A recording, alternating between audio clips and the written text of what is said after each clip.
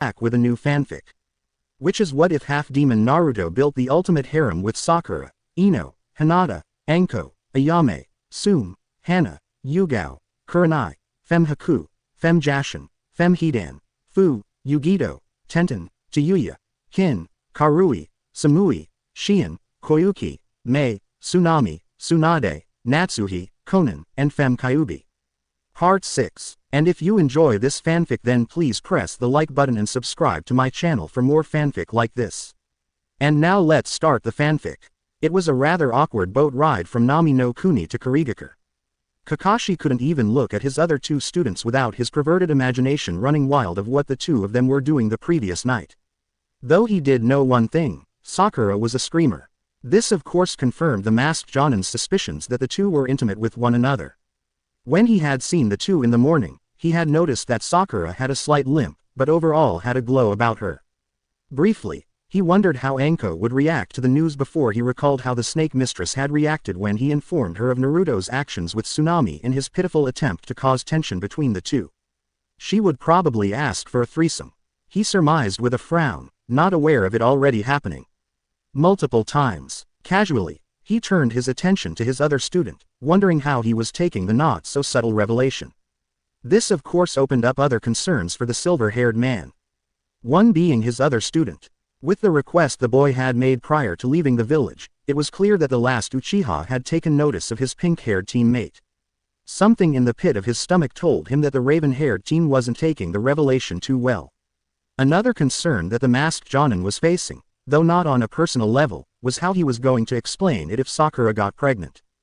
Due to, by extension, he would be held accountable for allowing such actions to happen. On the other side of the vessel, the last Uchiha was simmering in his own hatred as he glared the blonde and pink-haired couple, whom were at the bow of the boat they were on, both reading their respective books. The raven-haired emo was infuriated at what had transpired last night, and even more so when the two continued to act as if everything was perfectly normal. His black eyes turned towards his supposed sensei. Worthless fool couldn't even get us in the same room. The Uchiha seethed. If the idiot could have done what I required, it would have been my name, she would be screaming out. Not that dopes. As the raven-haired emo continued to brood over the recent events, a small smile appeared on his face. Still, this could work to my advantage. He grinned. With them being intimate with one another, it will crush her even more when I tell her of the loser's affair. Thus, the prideful Uchiha began to plot how he would reveal the blonde dope's lecherous ways. How long before we arrive, Naruto-kun?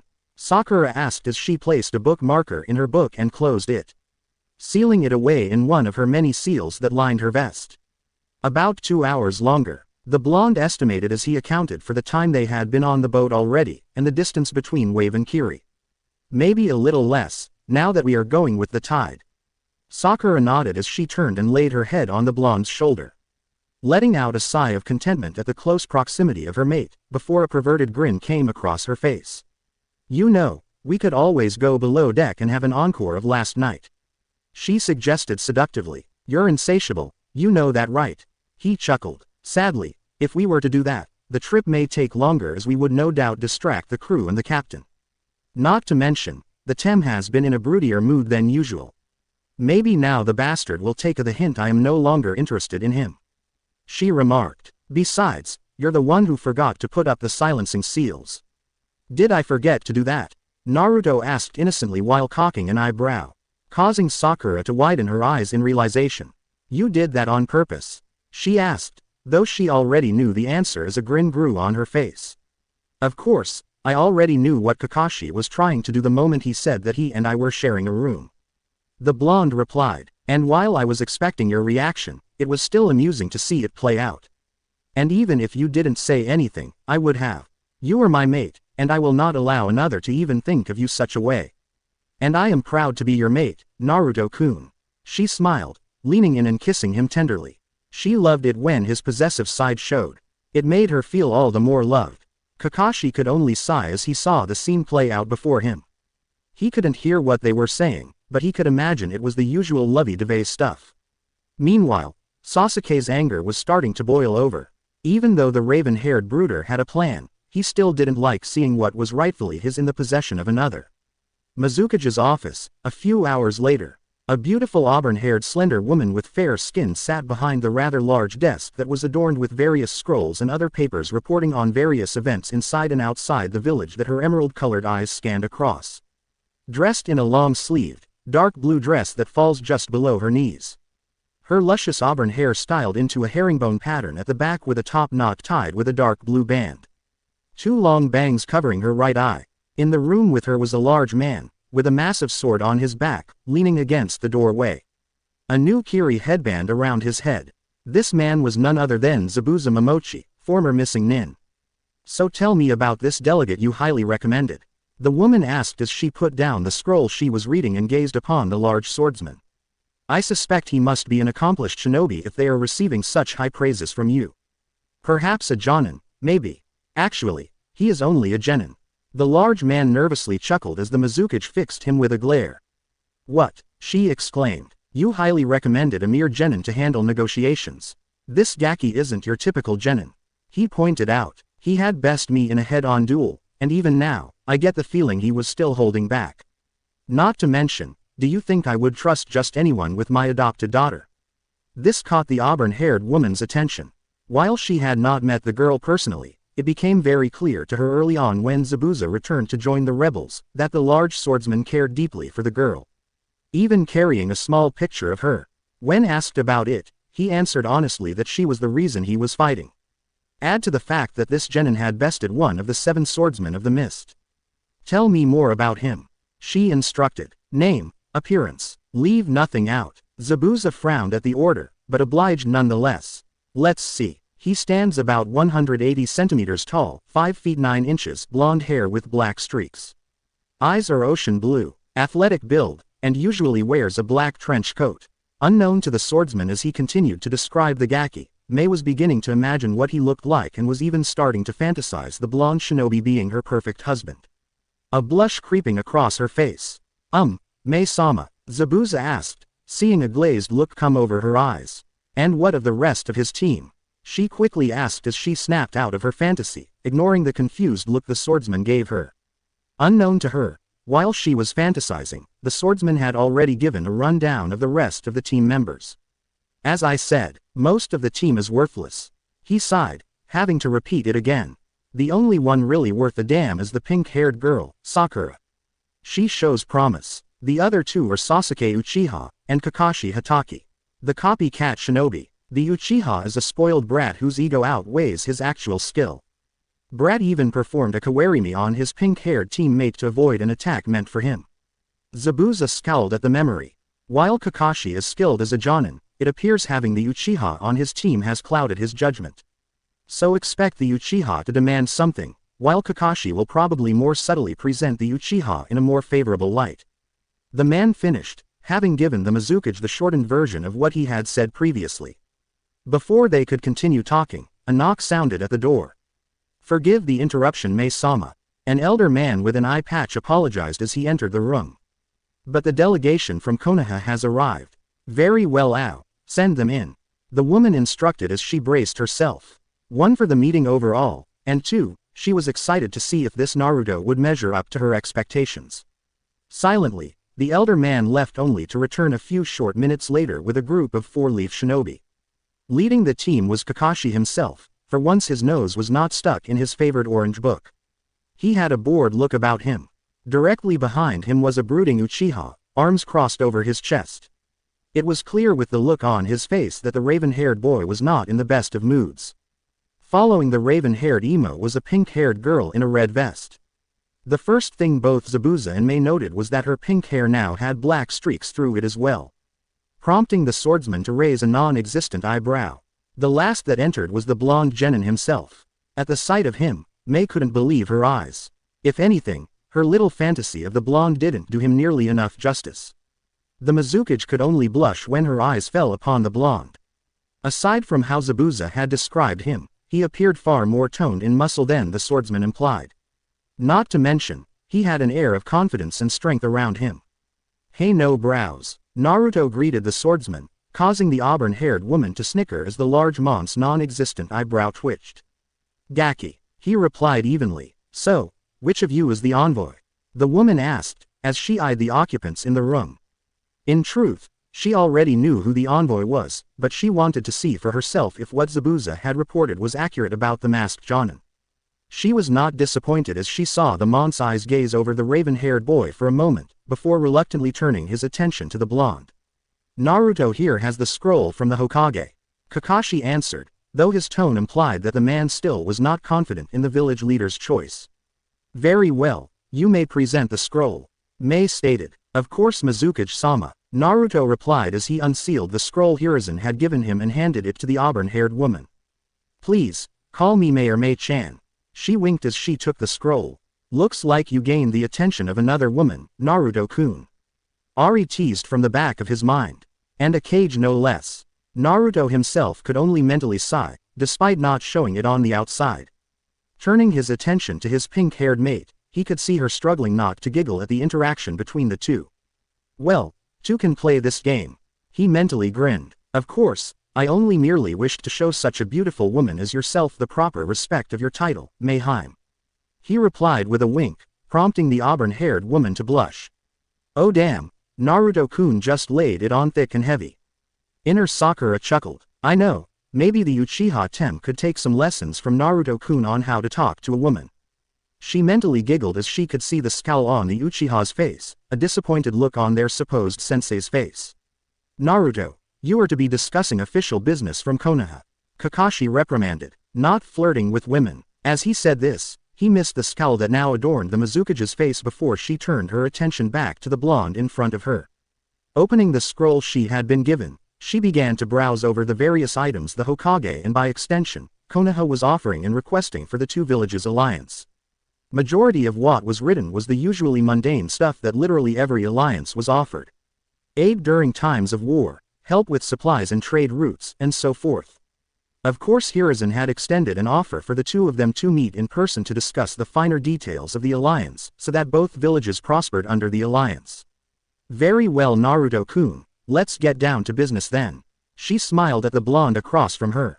The rest of you may leave while we talk. Reluctantly Kakashi ushered the rest of his team out, followed by Zabuza, though not before casting a warning glare to the blonde. Though it wasn't missed by the auburn-haired woman that the girl identified as Sakura gave the blonde a small wink before exiting with the rest of the group. Closing the door behind them. I take it there is something between you two? Mei inquired, her eyebrow raised in curiosity. She's one of my girlfriends. Naruto replied honestly, and yet you were openly flirting with me in front of her. The Mizukage asked, her eyebrow twitching. There is a special circumstance involving me. He coyly replied with a smirk. And what exactly would that be? Well, with Sakura and others, having left the Mizukage's office, the group had shuffled into the hallway. Pondering what to do to pass the time while Naruto and the village leader discussed the partnership between the two villages. From her position along the wall, Sakura could see that the lazy Jonin was still upset at the fact that Naruto was in charge of negotiations instead of the Uchiha.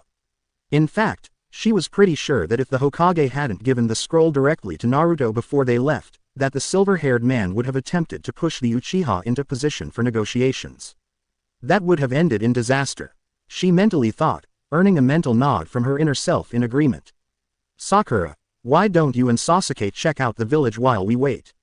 The masked Jonin suggested, though it was clear to the pink-haired Hanyu what he was attempting to do. Get her alone with the Uchiha. Perhaps it wasn't clear last night, Tada-sensei. She leveled a glare at the silver-haired Jonin. So I am going to spell it out for you.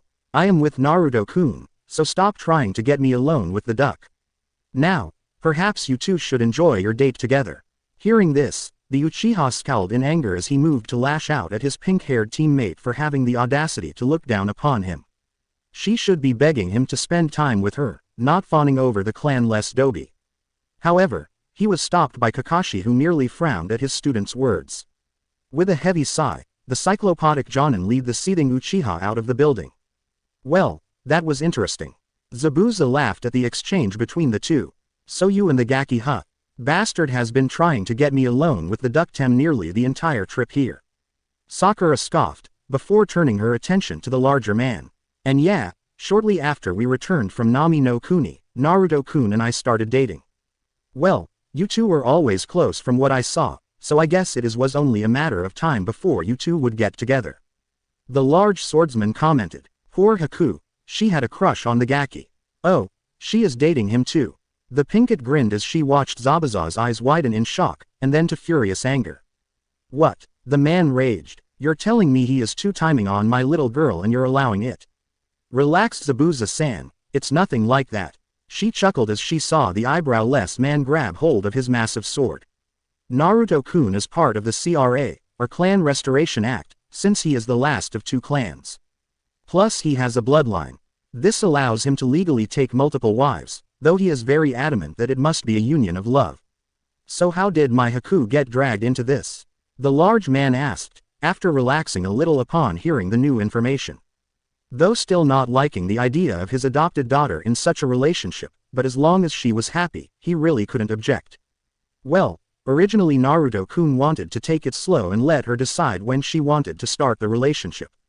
However, the bastard Uchiha had other plans. Sakura scowled at the memory. Sadly, the bastard is the last of his clan as well. So he tried using the CRA to trap Haku-chan with him, with her chakra sealed. Thankfully Naruto-kun saw through what the Uchiha planned as was able to prevent it, simply by asking Haku-chan to officially be his girlfriend. And if she is already with someone that is in the program, she cannot be forced into being with someone else. Zabuza surmised. Very smart Gaki, very smart. Yeah, Sasuke threw a massive fit when he didn't get what he wanted and pulled himself from the program. She chuckled. Anyways, speaking of the duck, I should go follow them to make sure they don't get into any trouble. I'll come along with you. There are still pockets of bloodline haters, and with the ego of the Uchiha brat, he is guaranteed to attract attention. Nodding, the two departed the Mizukage Tower to trail the two Sharingan users. Though Sakura's instincts were screaming that something was going to happen involving those two, something bad. With Sasuke and Kakashi, Sasuke was pissed. That pink-haired bitch had the audacity to blatantly disrespect him in front of others. Even more so that she would chose that Dobi over him, a Uchiha elite. Not to mention how she casually talked about what her actions with that she did with blonde loser last night without any shame. She will be mine, he seethed before he turned his attention to the masked Jonin that was walking alongside him with his nose in his infamous orange book. You couldn't even get her alone with me for 5 minutes. That is all I need to make her mine. Mama, you shouldn't worry about it. Kakashi waved dismissively, though frowning at how his favored student was acting. Perhaps it was best if Sakura was already in another relationship. Sasuke merely scoffed at the lazy Jonin's words. She should be begging to be with me. Not that clan-less loser. Sasuke gritted out, I'm an Uchiha elite, she should be spreading her legs for me and me alone. Kakashi could only frown as he listened to the raven-haired boy rant, shaking his head with a sigh. Turning his attention back to his orange book. Though while it appeared he was reading, his mind was elsewhere. Namely his pink-haired student. He could have sworn her eyes held a yellow tint when she spoke to them moments earlier. Then there was also the black streaks that she now sported in her hair. Lastly, he had noticed a tattoo-like design on her, just where her shoulders met her neck. Furthermore, he could have sworn he had seen that exact same design somewhere else. Did you say you were an Uchiha? A young woman asked as she approached the duo, snapping the masked Jonin out of his thoughts. That's right, Sasuke replied arrogantly as he turned towards the young woman who had approached the two.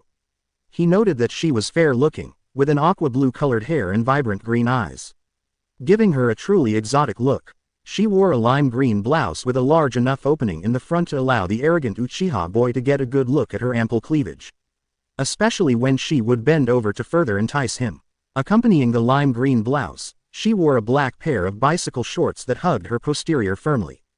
To finish off her outfit, she wore a pair of black open-toed combat kunoichi sandals that stopped just below her knees.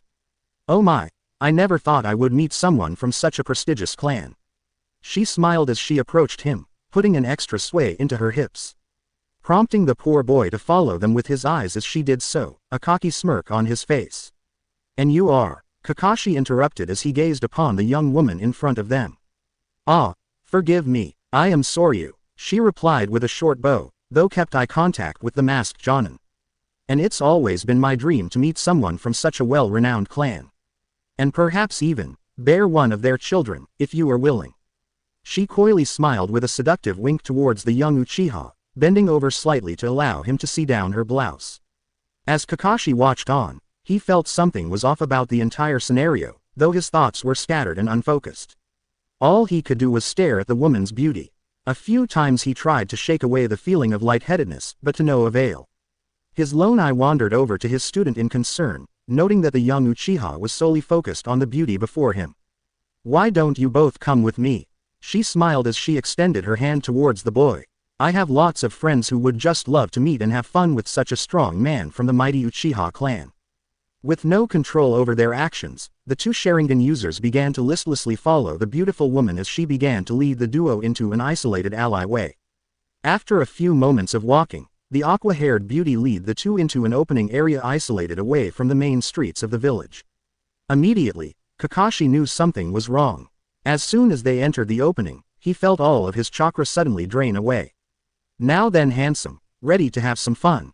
Soryu asked as she wrapped her arms around the young Uchiha, eliciting another cocky grin from him. So focused was he on the woman in front of him, that he didn't notice just over a dozen of people that began filling into the area. Each with various weapons, from kunais to broken bottles and lead pipes. Some shinobi, others mere civilians whom still held a deep-seated hatred towards those with bloodlines. Before Sasuke could respond, the woman in front of him kneed him in the stomach, causing him to double over and cough for air, not expecting the attack. "What the hell, you bitch?" he demanded after catching his breath, only to receive a malicious chuckle from her. "Did you really think I would be spreading my legs for such an arrogant little shit stain?" She replied as she sauntered away. "You were so easily to manipulate with your ego, I barely had to use my siren's call genjutsu on you. Your friend here though, I really had to focus on him to keep him pliable." Looking over, Sasuke could see 4 large men keeping the masked Jonin detained, unable to move to help his student. Despite the Mons struggling, the 4 others kept him firmly held in place as a 5th person approached him with a rather large knife. Knowing he had to do something, Sasuke tried to activate his Sharingan, only for nothing to happen. A look mixed of shock and fury came across his face as he glared at the woman once more. "Ah, are you trying to activate your bloodline?" Soryu taunted. "I'm afraid the moment you entered this area, all your chakra has been drained away and sealed off. So your precious little bloodline and jutsus are worthless right now." This earned a round of laughter from the group as they began to close in on the lone Uchiha, while Kakashi still struggled against his captors. Without any warning, one of them rushed in from the right and delivered a devastating blow to Sasuke, sending the young Uchiha to the ground. Once he hit the ground, more from the mob of people began to rush forward and take turns beating and kicking him. Some using blunt weapons like boards and pipes as they continued to pummel him. "You know, he may be an arrogant asshole." A voice sounded from above, prompting the group to look up at a pink-haired kunoichi whom was accompanied by a well-known figure to the group. "But I can't allow you to kill him." Jumping down, Sakura stared down the mob of people that were assaulting her teammate and sensei, and she used those terms very loosely. Without any hesitation, she quickly moved to intercept the man wielding the knife in front of Kakashi, delivering a massive kick to the Mons-sided, launching the attacker into a pile of wooden boxes. 2 more of the mob rushed forward to attack the new arrival, only to be swiftly cut down by Zabuza's massive blade, prompting everyone else to scream out in horror upon seeing their fellow bloodline haters split in 2 by the Mons' massive blade. Seeing that Zabuza had her back, Sakura swiftly moved to where Kakashi was still struggling against the 4 holding him. Delivering a fast punch to one of the Mons' stomach, causing him to release the masked Jonin, giving Kakashi a bit more room to move. Without delay, the pink-haired Hanyu grabbed the Mons' head and jumped, delivering a knee of the face, effectively knocking him out. Turning, she could see that Kakashi had finally managed to free himself, knocking 2 of the men out before rushing over to aid the fallen Uchiha, causing the pinkett to scoff. She knew his injuries were nowhere near as bad to require such concern, at most he would have a few minor bruises, as well as to his pride. Shaking her head, Sakura turned her attention back to the remaining group who were now attempting to flee. Not that she could blame them, Zabuza was slicing through them with no remorse. Among his victims, was none other than the young woman who had lured Kakashi and Sasuke into the alleyway. After a handful of minutes, the mob had been dispersed, mostly by Zabuza leaving the 4 of them standing among scattered bodies, many of which were cleaved cleanly in half. "I would have had them," Sasuke arrogantly stated, causing both Sakura and Zabuza to roll their eyes at the boy's ego. "Of course you would have," the large swordsman said dismissively, earning a glare from the raven-haired emo. You've improved, Sakura, Kakashi stated, recognizing her skill when she had dispatched his attackers. Naruto-kun is a good teacher and actually helps me train, she replied, taking a jab at Kakashi's overall performance as the team's sensei. The masked Jonin only looked down to the ground in shame, knowing full well what his pink-haired student was implying. Not saying a word, he followed Zabuza back out into the main streets of the village, leaving both Sasuke and Sakura behind to catch up. So you're no longer a pathetic weakling, I guess that Dobi is good for something, Sasuke stated as he looked over the Pinket's form, causing her to glare at him for his words against her mate. You should feel honored now. And why is that? She asked, narrowing her eyes at the Uchiha. Because I now deem you worthy of bearing my children to help restore my great clan. He smugly stated, leave that pathetic loser and stand by me, just like how you always wanted to. I guess you do live up to your Uchiha reputation. Sakura responded, always trying to steal the work of others. This of course caused the raven-haired boy to cast an anger-filled glare at the pink-haired girl for her comment against his clan. And besides, I am loyal only to Naruto-kun, she stated with finality in her voice. Too bad he isn't loyal to you. He smirked, knowing that she had walked right into this revelation that he was all too happy to enlighten her about. Oh, didn't you know? Sasuke continued, you ever so loyal. Naruto-kun is fucking that snake whore. He never got to finish as Sakura and quickly rounded on him and grabbed him by his throat, lifting him up in the air much to his shock and horror as her eyes flashed an eerie yellow, showing her anger at the arrogant boy before her. I believe Naruto-kun already warned you about speaking of Anko-chan like that. She grinned, though this grin carried a malicious feeling behind it. And for your information, Uchiha, I am well aware of Naruto-kun's interactions with Anko-chan. Seeing that Sasuke was starting to turn blue due to the lack of oxygen, she threw him to the ground harshly. Sneering down at him, she turned and left the area, leaving behind a seething Uchiha who was now trying to catch his breath, before struggling to get up to follow the rest of his team. Mizukage Tower, a few minutes later. After the confrontation between Sasuke, Kakashi and the remnants of the bloodline haters, the group found themselves back in the Mizukage Tower. Though tensions were thick between Sasuke and his pink-haired teammate, he was still livid about what she had not only did, but also told him. Though he also carried with him a healthy amount of fear of her as well, her yellow eyes not leaving his memory. He saw what they promised. Pain. Pure, unbridled pain if he dared encroach upon her territory again. Not to mention the strength she had displayed. Not that he would admit it. As the group neared the doors leading to the Mizukage's office, soft moaning and giggles could be heard through the door. Sakura mentally chuckled to herself, whilst Kakashi quickly moved over to the doors and threw them open, exposing the auburn-haired woman now straddling the blonde in his chair with her arms wrapped around his neck as they continued to make out with one another. Naruto, Kakashi exclaimed, what do you think you are doing? Negotiating. The blonde smiled as the two broke their kiss. And I think negotiations are going well.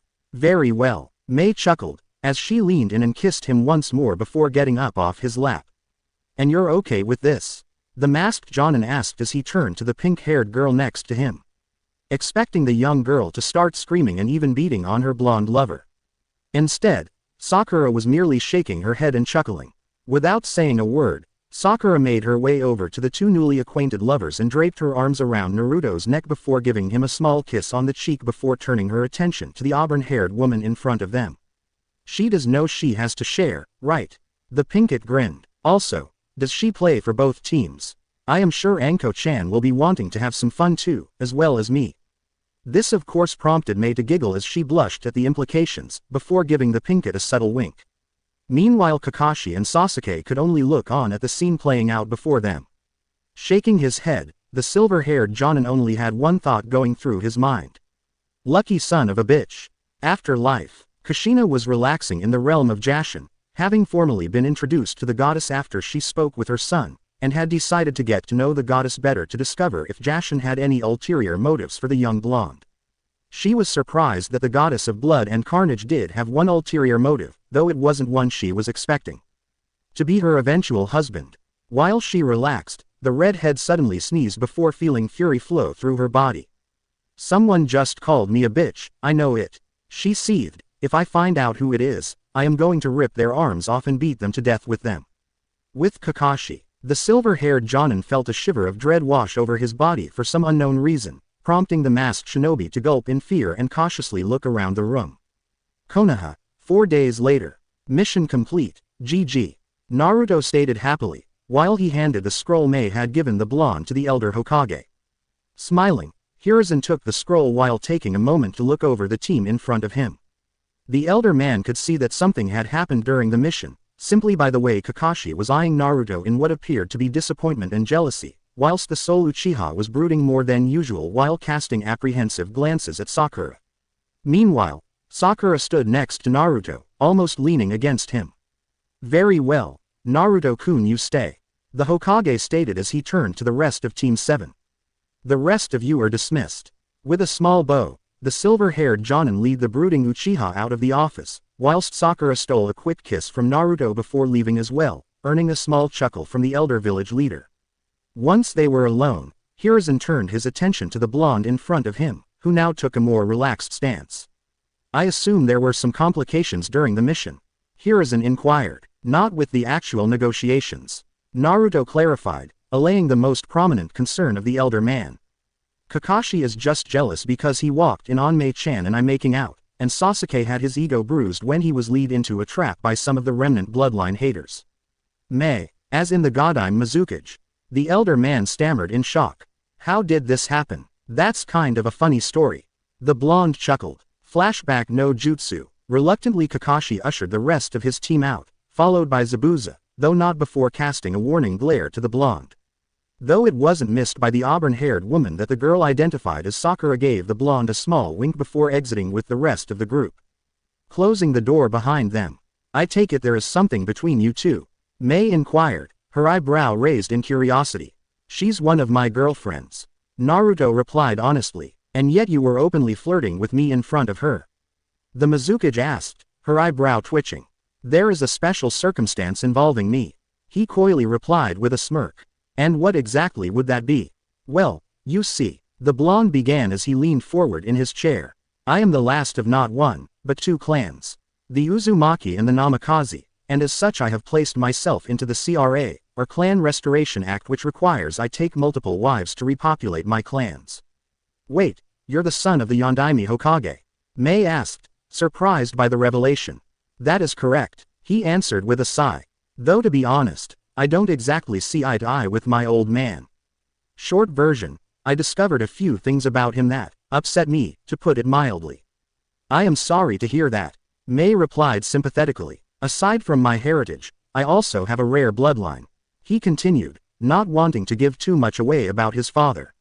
I see, the auburn-haired woman spoke, digesting what the young man before her had told her. Meanwhile, thinking the young blonde was little more than a pervert, thus not being her ideal husband she had desperately hoped for. And before you assume anything, I didn't place myself into the CRA just to live out some perverted fantasy. Naruto continued, seeing the look the Mizukage was directing at him. I did it for one girl and one girl only. Just one girl, she cocked an eyebrow skeptically. That is correct, unknown to me at the time, both her and myself were placed in an arranged marriage to each other. The blonde answered, when I found out about it, I was already in a relationship with my hubby Harem, and refused to abuse her trust in me. However, my Queen of Blades sat us both down and offered a solution. It was my snake mistress that agreed to the arrangement, though because our relationship was public knowledge, I couldn't be openly affectionate to my sword's mistress. Not to mention, she was being harassed by another shinobi. He continued, so, when I talked to the Hokage about my heritage and placed myself in the CRA, it was so that I could openly be with her, and make a statement to the stalker who had been harassing her. Needless to say, he did not take the news very well.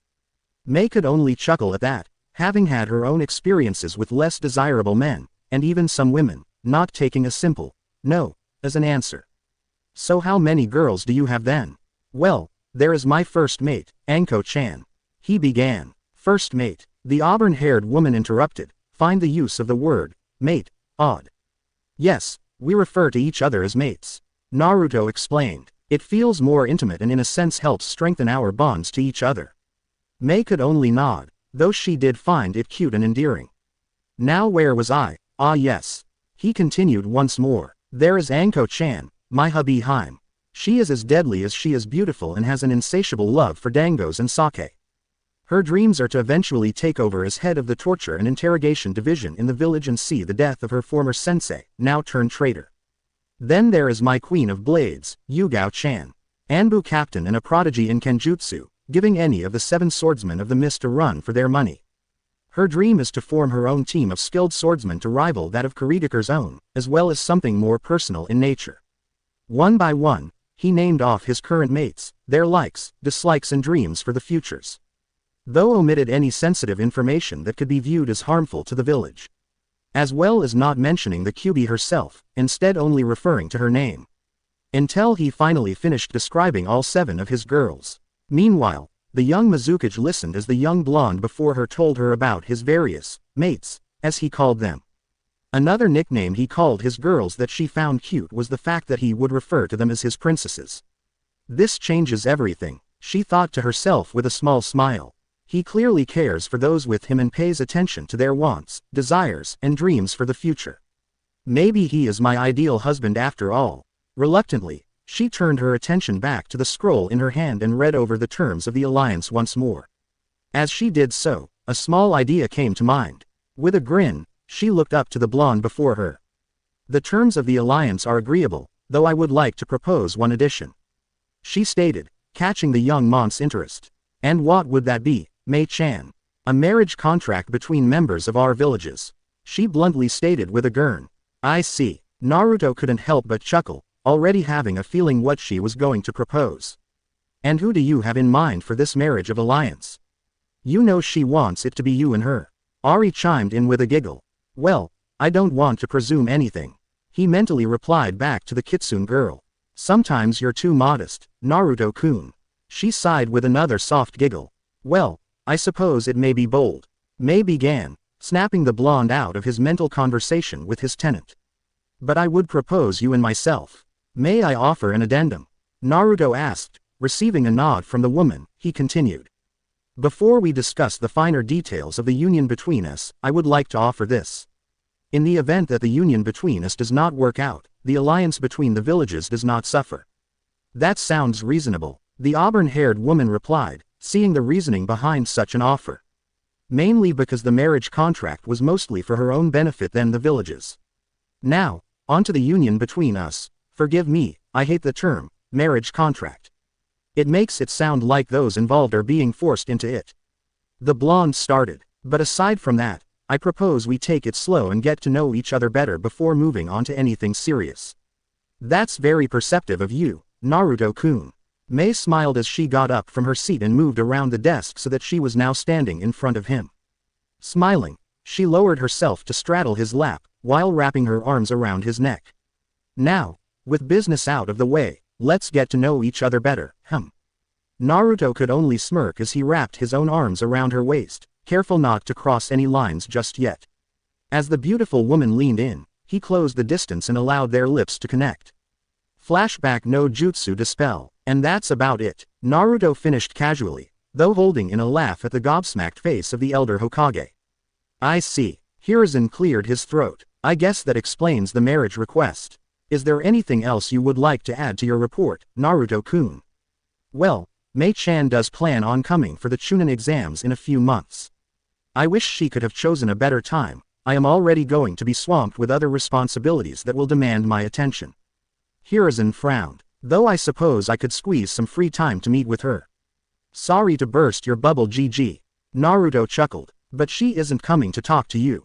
She is coming to see me, as my potential fiancé, and she has expressed an interest to meet the other girls, not to mention I owe her a date since our stay in Kurigaku was short.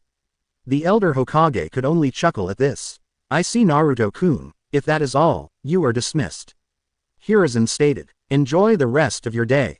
Giving a short bow, the blonde Hanyu left the office. Intending on spending time with the rest of his girls, since Sakura had monopolized her time alone with him on the trip, much to the dismay and frustration of Kakashi and Sasuke. With Sakura, Training Ground 7. Having left the Hokage Tower, the pink-haired Hanyu quickly made her way to Training Ground 7, intending on training a bit before she relaxed for the evening hours. Arriving at the training ground, She created a dozen shadow clones and set them to work on various chakra control exercises to begin with while she started on a set of physical exercises. Though she did take a page from Naruto's book and had 4 of her clones practice throwing kunai and shuriken. Why does it feel like we are being watched?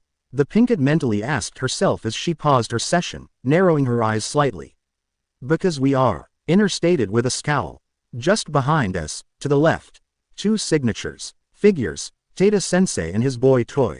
Sakura scoffed, clearly not happy of the 2 spying on her as it interrupted her training. Originally, she was going to start her clones sparing one another in the Kitsune and hubby style, but with 2 Sharingan users watching her, she didn't want to risk either of them stealing her styles. You know, it's considered rude to spy on your own teammate.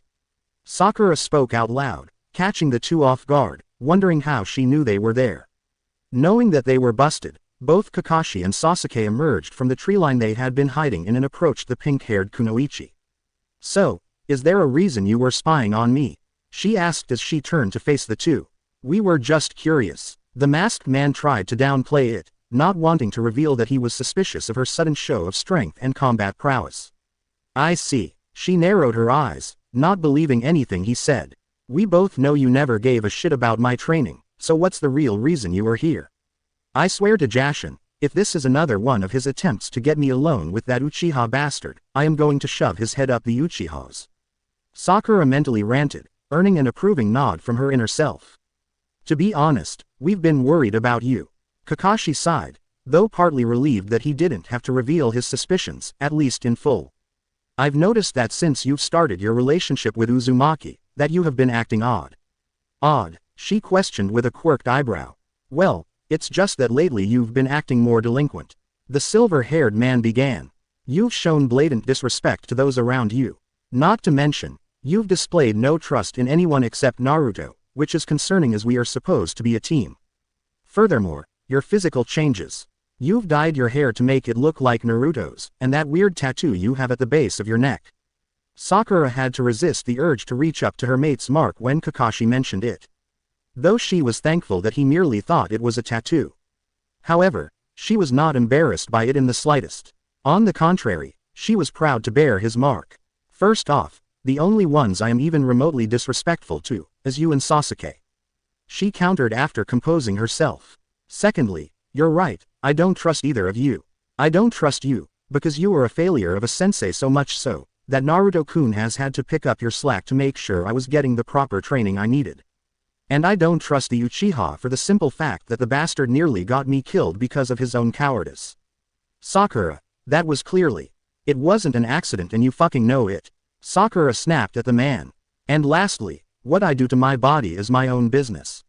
What about Naruto engaging in relationships with other women? Kakashi asked, not fully understanding how both her and Anko were completely okay with him flirting and seeing other women behind their back. And, what about it? She shrugged. It doesn't bother you at all that he doesn't respect you or Anko enough to not flirt with other women. The silver-haired Jonin ventured. Look, if Naruto is threatening you to stay with him while he lives out some perverted fantasy. Kakashi didn't get a chance to finish as Sakura started laughing out loud, which caught the 2 Sharingan users off guard. Really? She laughed. This is what you come up with, trying to make Naruto-kun look like some tyrannical slave owner that forces himself onto women. Real rich coming from a pervert who reads porn in public. Perhaps that's your fantasy, Tada-sensei.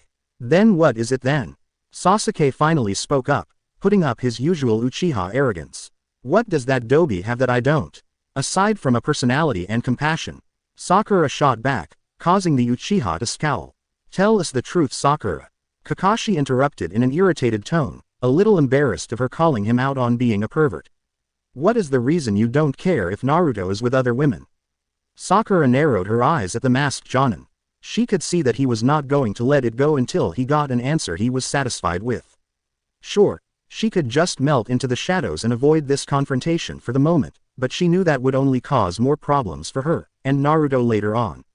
Not that it's any of your business, but if you must absolutely know, Naruto-kun is the last of his clan. The Pinkett replied, I am sure Sasuke knows what that means. That loser isn't part of any clan. The Uchiha exclaimed in denial. Probably just another lie like that sob story he told everyone in Nami no Kuni. No, The Uzumakis were a clan. Kakashi sighed as he remembered bits and pieces of the forgotten clan that was far more instrumental in establishing Konohagakure than given credit for. Namely due to the academy removing a lot of material involving the clan's storied history. And like yours, they were wiped out with only few survivors. Unlike your clan however, it took the combined might of 3 hidden villages to destroy them. Sakura smirked, unable to resist bruising the Uchiha's ego further. And even then, the 3 villages suffered massive losses. So the Dobi is in the CRA then. Sasuke scoffed through gritted teeth, though after he said it, realization hit him. That ice bitch is with him, isn't she? It was more of a statement than a question. Yup, they started dating a few months ago. The Pinkett answered honestly, seeing no reason to lie. So who all is with Naruto then? Kakashi asked, trying to get even more information. He already knew of Anko, Sakura, and now Haku. No doubt Tsunami from Nami no Kuni as well. None of your business, Sakura replied, crossing her arms earning a frown from the masked Jonin. Now, if you'll excuse me, I am going to spend some time with my mate. There's that word again, mate. Kakashi thought to himself as he watched the Pinkett leave the training ground. As she did so, various popping sounds could be heard as the shadow clones began to dispel themselves. First Anko called Naruto that, and now Sakura. What's going on? Meanwhile, Sasuke was seething in anger for the simple fact that once again, the blonde Dobi had gotten in the way of his revenge against the ice bitch. Though now that he thought about it, he now realized what the elder was talking about when he said the CRA had been tainted recently. It was because Naruto was in it. Still, the Uchiha merely scoffed at the program. If it allowed weak fools like the Dobi, then it was not worthy of being used to restore his great clan. Naruto, outside the Hokage's tower. Having finished giving his report to the Hokage, the young blonde started to make his way to his favorite ramen stand.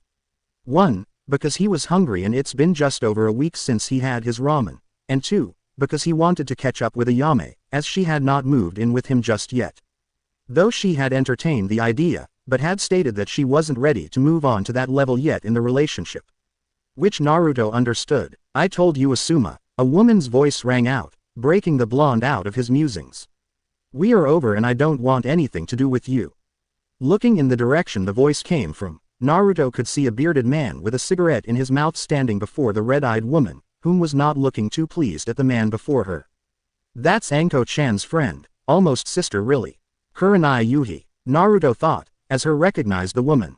While he had never personally met her, Anko would occasionally talk up a storm about the ruby-eyed genjutsu mistress. Turning on his heel, he began to approach the two. You are overreacting about this whole thing. The man defended arrogantly. Now come on, I'll take you out to a nice lunch and then we can go back to your apartment and soothe this whole thing over. I said no, now leave me alone.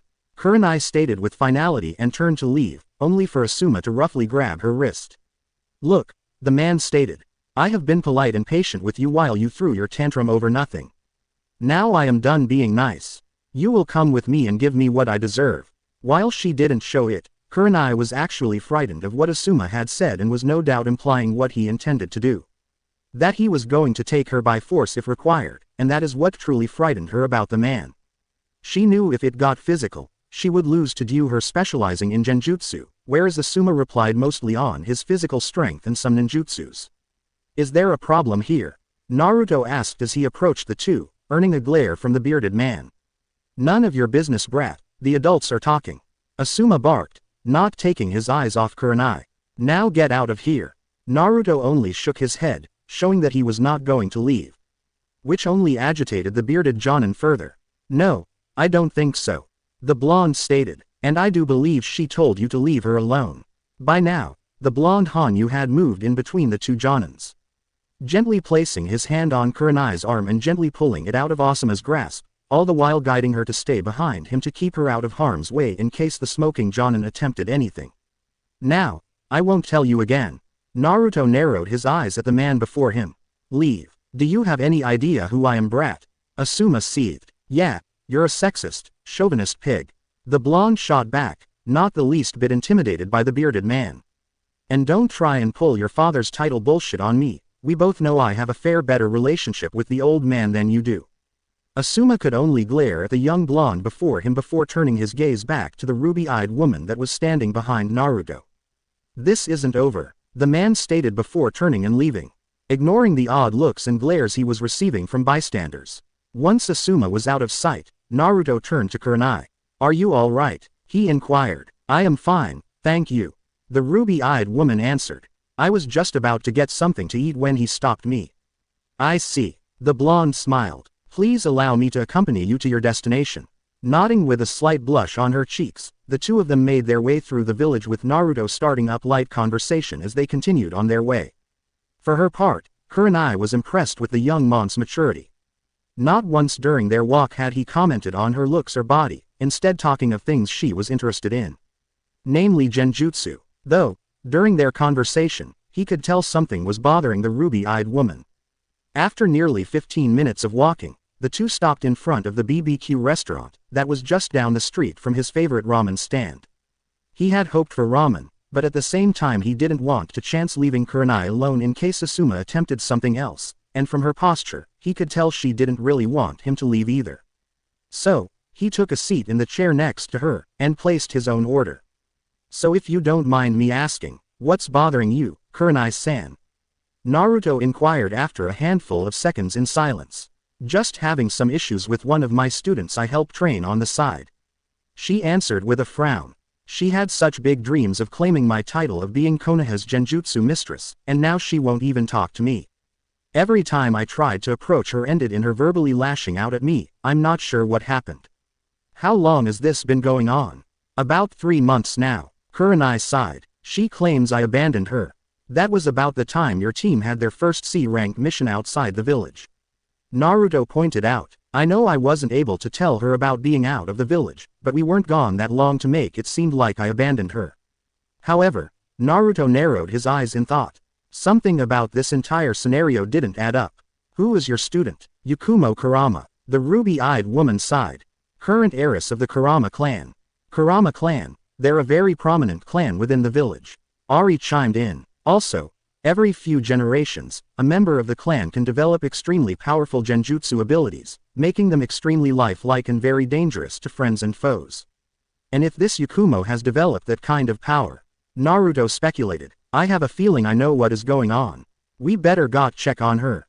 I agree, something about this just screams the name Danzo and his root. Kurenai-san, where does Yakumo live? He asked, catching the genjutsu mistress off guard by the question. Just south, outside the village. She answered, a little confused as to why he was asking. I am going to go talk to her and see if I can't find out what is going on. He answered her unasked question. Besides, something about this seems off. I'll let you know what I find out, good or bad. As he stands up, he allows his shadow to detach itself from him and form into a dark clone, much to the ruby-eyed woman's surprise. This is my Dakukuren, dark clone, a technique from my bloodline. I'll give you the details about it later, just know that it is on another level from your typical shadow clone. He explained, I'll be back soon. Receiving a nod from the black-haired beauty, whom was still in shock due to the abilities the young blonde had displayed, Naruto left the restaurant and made his way to the Kurama compound. Quickly taking to the roofs to speed up his trip as fast as possible. So what all do we know about Yakumo? Naruto mentally asked as he bounded across the rooftops. What am I? A database? Ari huffed, though still began to sift through her host's memories for anything pertaining to the young girl. Well, you have been sneaking out to search the village's archives for information on that bastard that forced you to attack the village. He replied with a small chuckle. Surely you came across other information as well, right? Anyways, Yakumo Kurama. The Kitsune girl began with a slight blush in embarrassment, reading from a file within the young teen's mind. Both of her parents are dead, killed 2 years ago in some fire within their home. Though it is suspected that the fire was caused by Yakumo's power. As a result, the rest of her clan has isolated her away from everyone else. So in other words, when meet her, we should avoid this topic as it may still be a sore subject for her. Agreed. Anything else? Other than what we were told from Kurenai-san, nothing. Ari replied, though from the sounds of it, she does have that powerful genjutsu ability. And who do we know that is obsessed with power and is not above doing shady things? Two immediately come to mind. The Uchiha bastard and Danzo. Naruto finished for her, narrowing his eyes. His hunch from before becoming stronger. A few minutes later found him just outside of a small quaint shack that left a lot to be desired in terms of comfort. Taking a cautious look around, he noted that what the small shack lacked in aesthetic comfort, it made up for in open space. Off to the side of the building was a small garden with various vegetables and flowers, well taken care of. Meanwhile on the other side was a small gazebo with an easel in the center. An unfinished painting resting on the stand. Sensing no immediate danger, Naruto made his way to the front door and firmly knocked on it, followed by an awkward silence until the door cracked open, giving him a small glimpse of a young girl no older than himself with light brown hair, accompanied with light brown eyes filled with pain and betrayal. "What do you want?" she demanded. "Forgive me, my name is Naruto Uzumaki." The blonde introduced himself. "You are Yakumo Kurama, correct? Let me guess, that bitch sent you." Naruto frowned in response. He could see that whatever had happened had affected her greatly. "She is worried about you," he replied, receiving a scoff in response. "So first she comes with her Anbu bodyguards and tells me that I am wasting my time training to become a kunoichi and that I should find a different path, and now she is pretending that it never happened." "When did this happen?" 3 months ago, Yakumo stated with a huff. "And you said she had Anbu with her?" he asked. "Can you describe what they looked like, their masks?" "Their masks were blank. Why?" the young girl answered, not understanding what the blonde in front of her was getting at. "And you said she came 3 months ago?" he clarified. "Yes, what does that have to do with anything?" "Everything," he simply responded, causing her to look at him in confusion. Because Kurenai-san was not in the village 3 months ago. She was out of the village on her team's first C-rank mission. "What do you mean she was out of the village?" Yakumo exclaimed in fury, throwing the door open to fully confront the blonde teen. "She was right here in front of me with those damned Anbu and put that fucking seal on the back of my neck to seal off my powers." At this revelation, Naruto narrowed his eyes as he looked at the brown-haired girl. "They put a seal on you?" he asked, turning to face her completely. "Let me see it." Yakumo was hesitant for a moment, before turning her head and lifting her hair to expose the seal that was placed on the back of her neck. Upon seeing what the seal was, Naruto was infuriated. "Yakumo-san, that was not Kurenai-san that came to you 3 months ago," he began, pushing down the anger inside of him. "That was an imposter, no doubt a root member that is only loyal to Danzo that used a henge to look like Kurenai-san. And the seal they put on you doesn't just seal off your power. It's the start of a loyalty seal, combined with an enslavement seal. I suspect you were told they would come back at a later date to check on you." Hearing this, Yakumo's eyes widened in fear. While she wanted to deny that the blonde teen was telling the truth, deep down she knew it was fact. She then realized that she had lashed out at Kurenai for no reason, completely blaming her for everything. Realizing this, tears began to flow down her face as she sunk to her knees. "She must hate me now," she sobbed, as Naruto knelt down beside her, wrapping his arms around her in a comforting hug as she cried into his shoulder. "No, she doesn't," he reassured her. "She is concerned for you. I have to get this seal off of me," she said in between sobs. The thought of being blindly loyal to someone and enslaved to them greatly frightened her.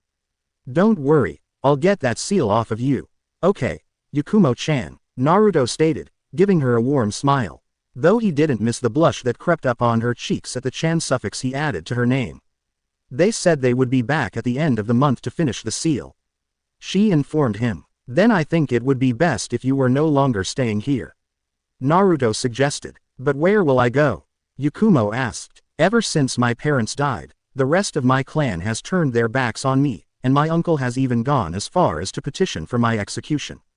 You'll come stay with me at my compound," he simply stated. "After you get settled in, I'll take care of that seal for you." Nodding, the brown-haired girl got up and wiped away the tears that were still in her eyes and set off the pack what she felt was absolutely required. Which included a few keepsakes she had from her parents, her painting supplies, clothing, and what she had of her clan's jutsus. Once done, she left the house and joined the blonde teen who had been patiently waiting for her to pack. "Ready, Yakumo-chan?" he asked as he offered her his hand. "I am, Naruto-kun." She smiled and took his hand. A few hours later, it had been just under 3 hours since Naruto had arrived back home with Yakumo. Quickly introducing the young girl to his other roommates and fiancés, which of course prompted a quick explanation of his place in the Clan Restoration Act, and that there were 3 other girls he would introduce to her later. After introductions, Sakura and Haku had helped the rising genjutsu mistress settling into a room, and giving her a quick tour around the compound grounds. Shortly after that, Naruto had delivered on his promise and set to work removing the seal that had been placed on her. Though he mentally scoffed at the design of the seal, finding it an insult to the art of fuinjutsu. It only took a matter of moments to completely destroy the seal, effectively freeing the young Kurama heiress of the bleak future she was once destined for. Though he was forced to leave the power suppression seal on for the moment, as it had created another problem entirely within the girl's psyche.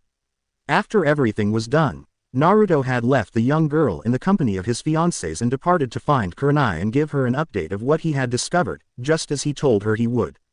It didn't take long to find her, as she and his dark clone were now at the dango stand, engaged in a jovial conversation. "I'm back," he announced, as the dark clone melted back into his shadow. "What happened? Is she okay?" The ruby-eyed woman quickly fired off, prompting the blonde Hanyu to hold his hands up to signal her to calm down. "She is fine and safe," he reassured her. "So what happened? Were you actually able to talk to her?" "I did," he replied. "Turns out, someone came to her hanged as you to make her hate you, to isolate her further than she already was, and had a seal placed upon her to lock away her powers. This seal also had two alternative functions. A loyalty seal, and an enslavement seal. Someone wanted to make her power their own." "What?" Kurenai exclaimed, now even more panicked tone. "Do you know who?" "Kurenai-san, relax and calm down," Naruto gently stated, embracing her hands with his own to further calm her. "I've already said that she is safe. I was able to take the seal off of her. And tomorrow I will be helping her with another problem the seal created. As for who did it, I have my suspicions, as I have had run-ins with people loyal to him before, though I can't say here."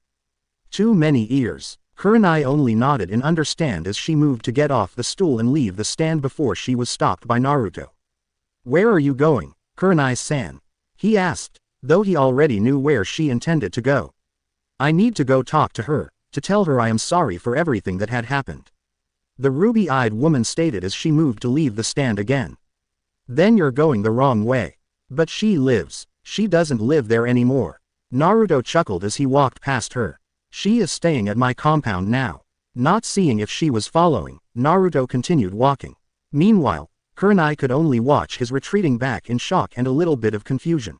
His long black trench coat gently rolling in the breeze he created as he made his way down the street towards his home. It was then that she realized something that caused her to blush. "My Kami, I'm starting to fall for him," she thought as she shook her head and ran off to catch up to him.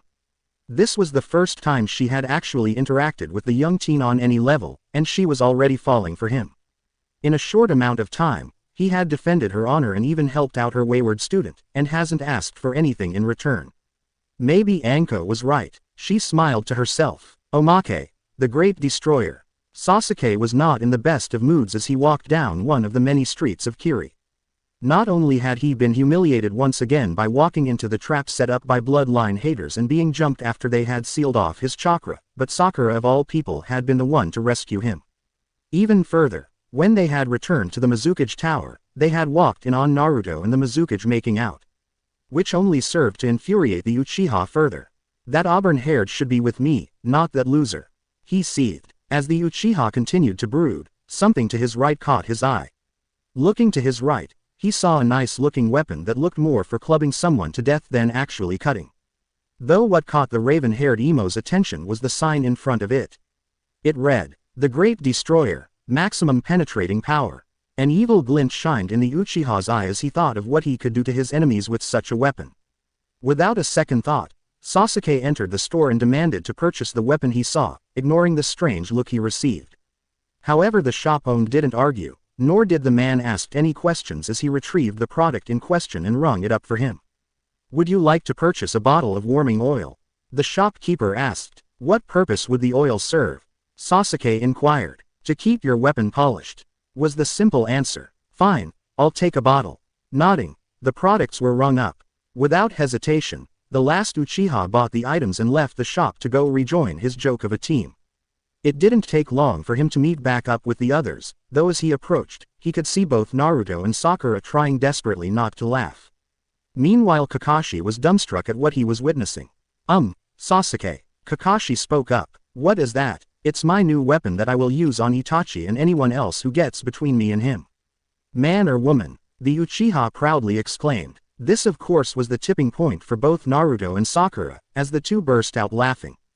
Wow, I know I joked about it, but I didn't really think you were into that.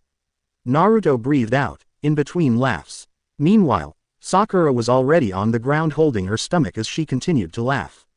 Not even Kakashi could say anything, as he had his hand over where his mouth would be on his mask, and was struggling and failing holding in his own laughter.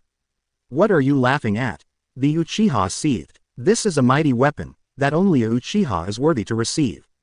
Despite the emo's prideful boast, it didn't calm the trio down as more laughter erupted between them, causing the sole Uchiha to fume more. Full of anger, Sasuke pushed past the trio and began to walk out the gate, seething even further as the two gate guards began to snicker and point at him. So, should we tell him? Naruto asked as he finally caught his breath as he watched Sasuke walk down the path with the massive weapon on his back, to be proudly shown off to the world. Nah, let's see how long it takes him to figure it out. Kakashi spoke up, surprising the two. And what if he never realizes he just bought a massive toy instead of an actual weapon? Sakura inquired with a snigger. He will be forever known as the ultimate dildo warrior. Naruto shrugged, earning another round of laughter from the other two. Though I suggest we hang back a comfortable distance. Agreed, Sakura stated, as Kakashi nodded, giving his own agreement.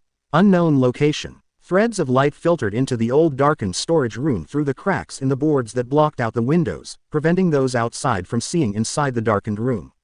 Off to the side, a large man with white hair leaned up against the wall. Waiting. The man seemed anxious, almost giddy with anticipation. He didn't have to wait long as another figure entered the room, whispering for his attention. Did you get it? The large man inquired as he turned to greet the new arrival. Yes, the other, smaller man answered, offering a rolled-up scroll that still had the wax seal on it, proving it hadn't been tampered with. Without a word, the larger man took the scroll and broke the seal, unrolling it to read its contents, which read as follows.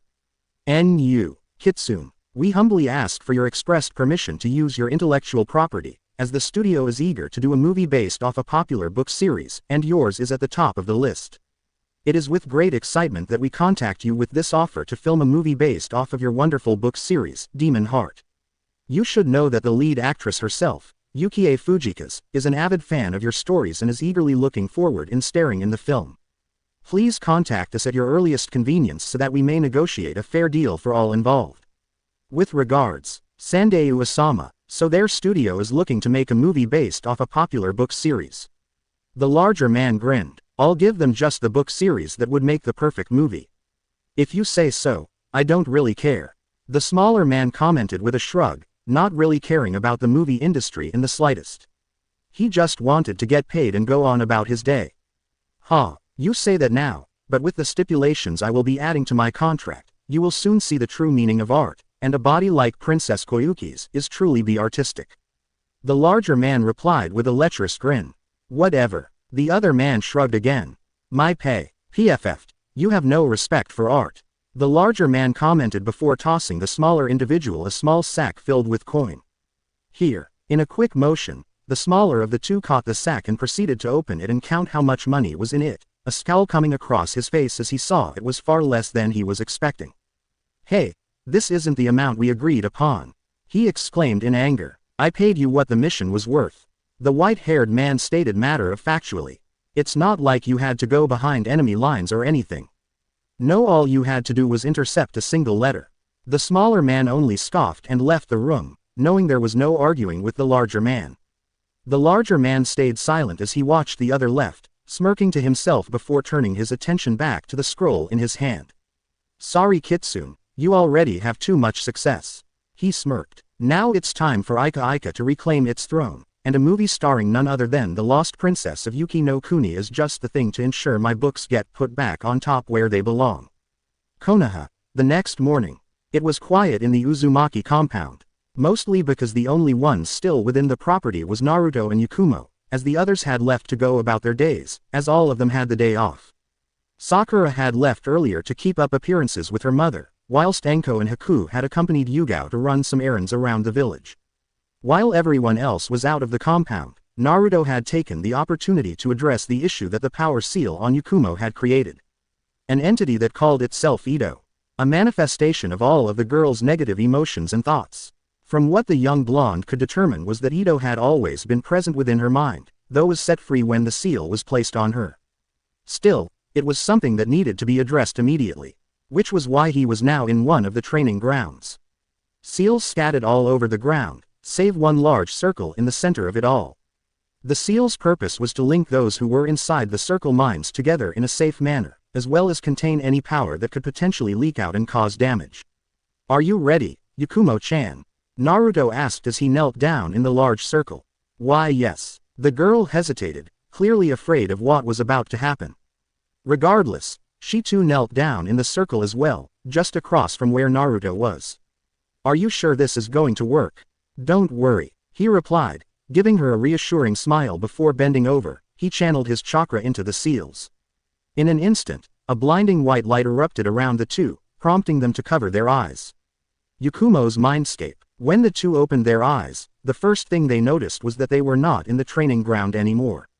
Instead, they were in what appeared to be a nightmarish hellscape.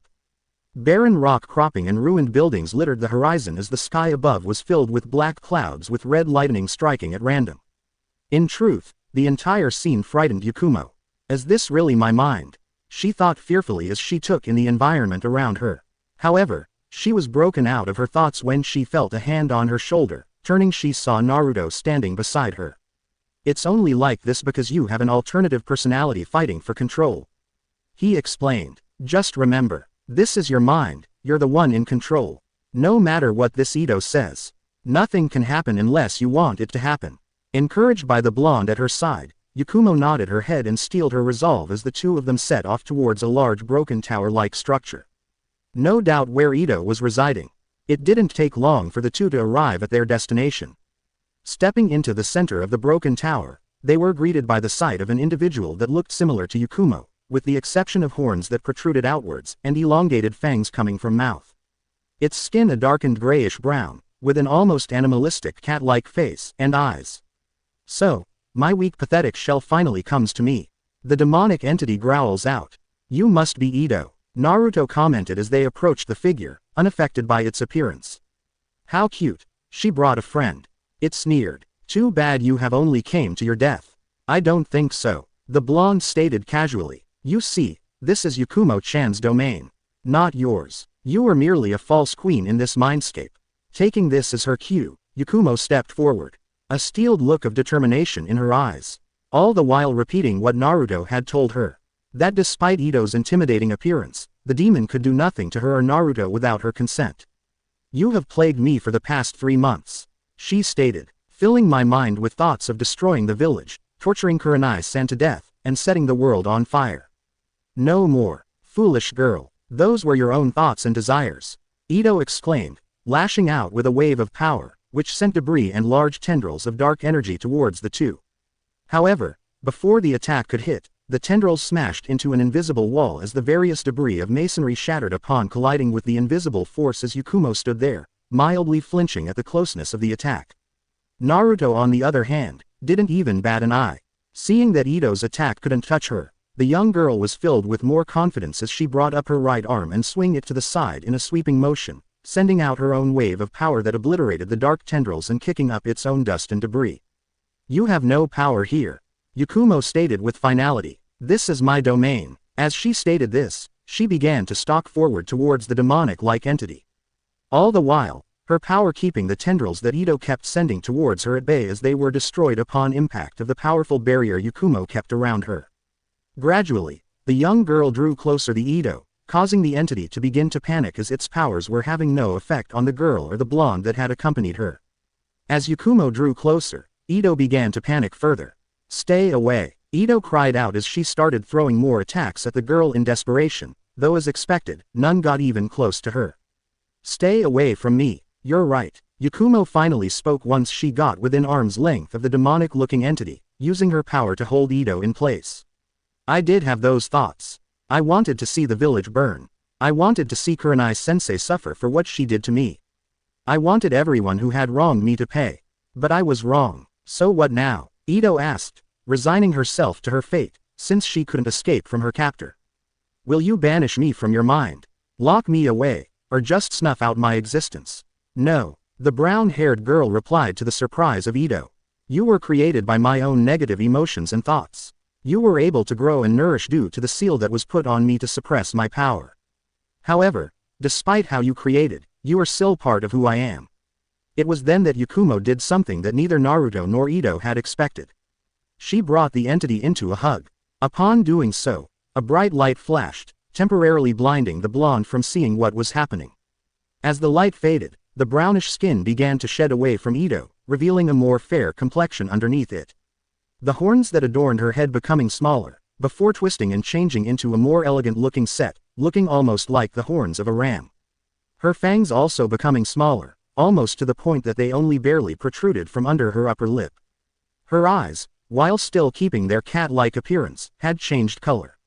What was once yellow filled with malice, was now a pinkish color. As this happens, Ito's eyes widened in shock of what had just happened.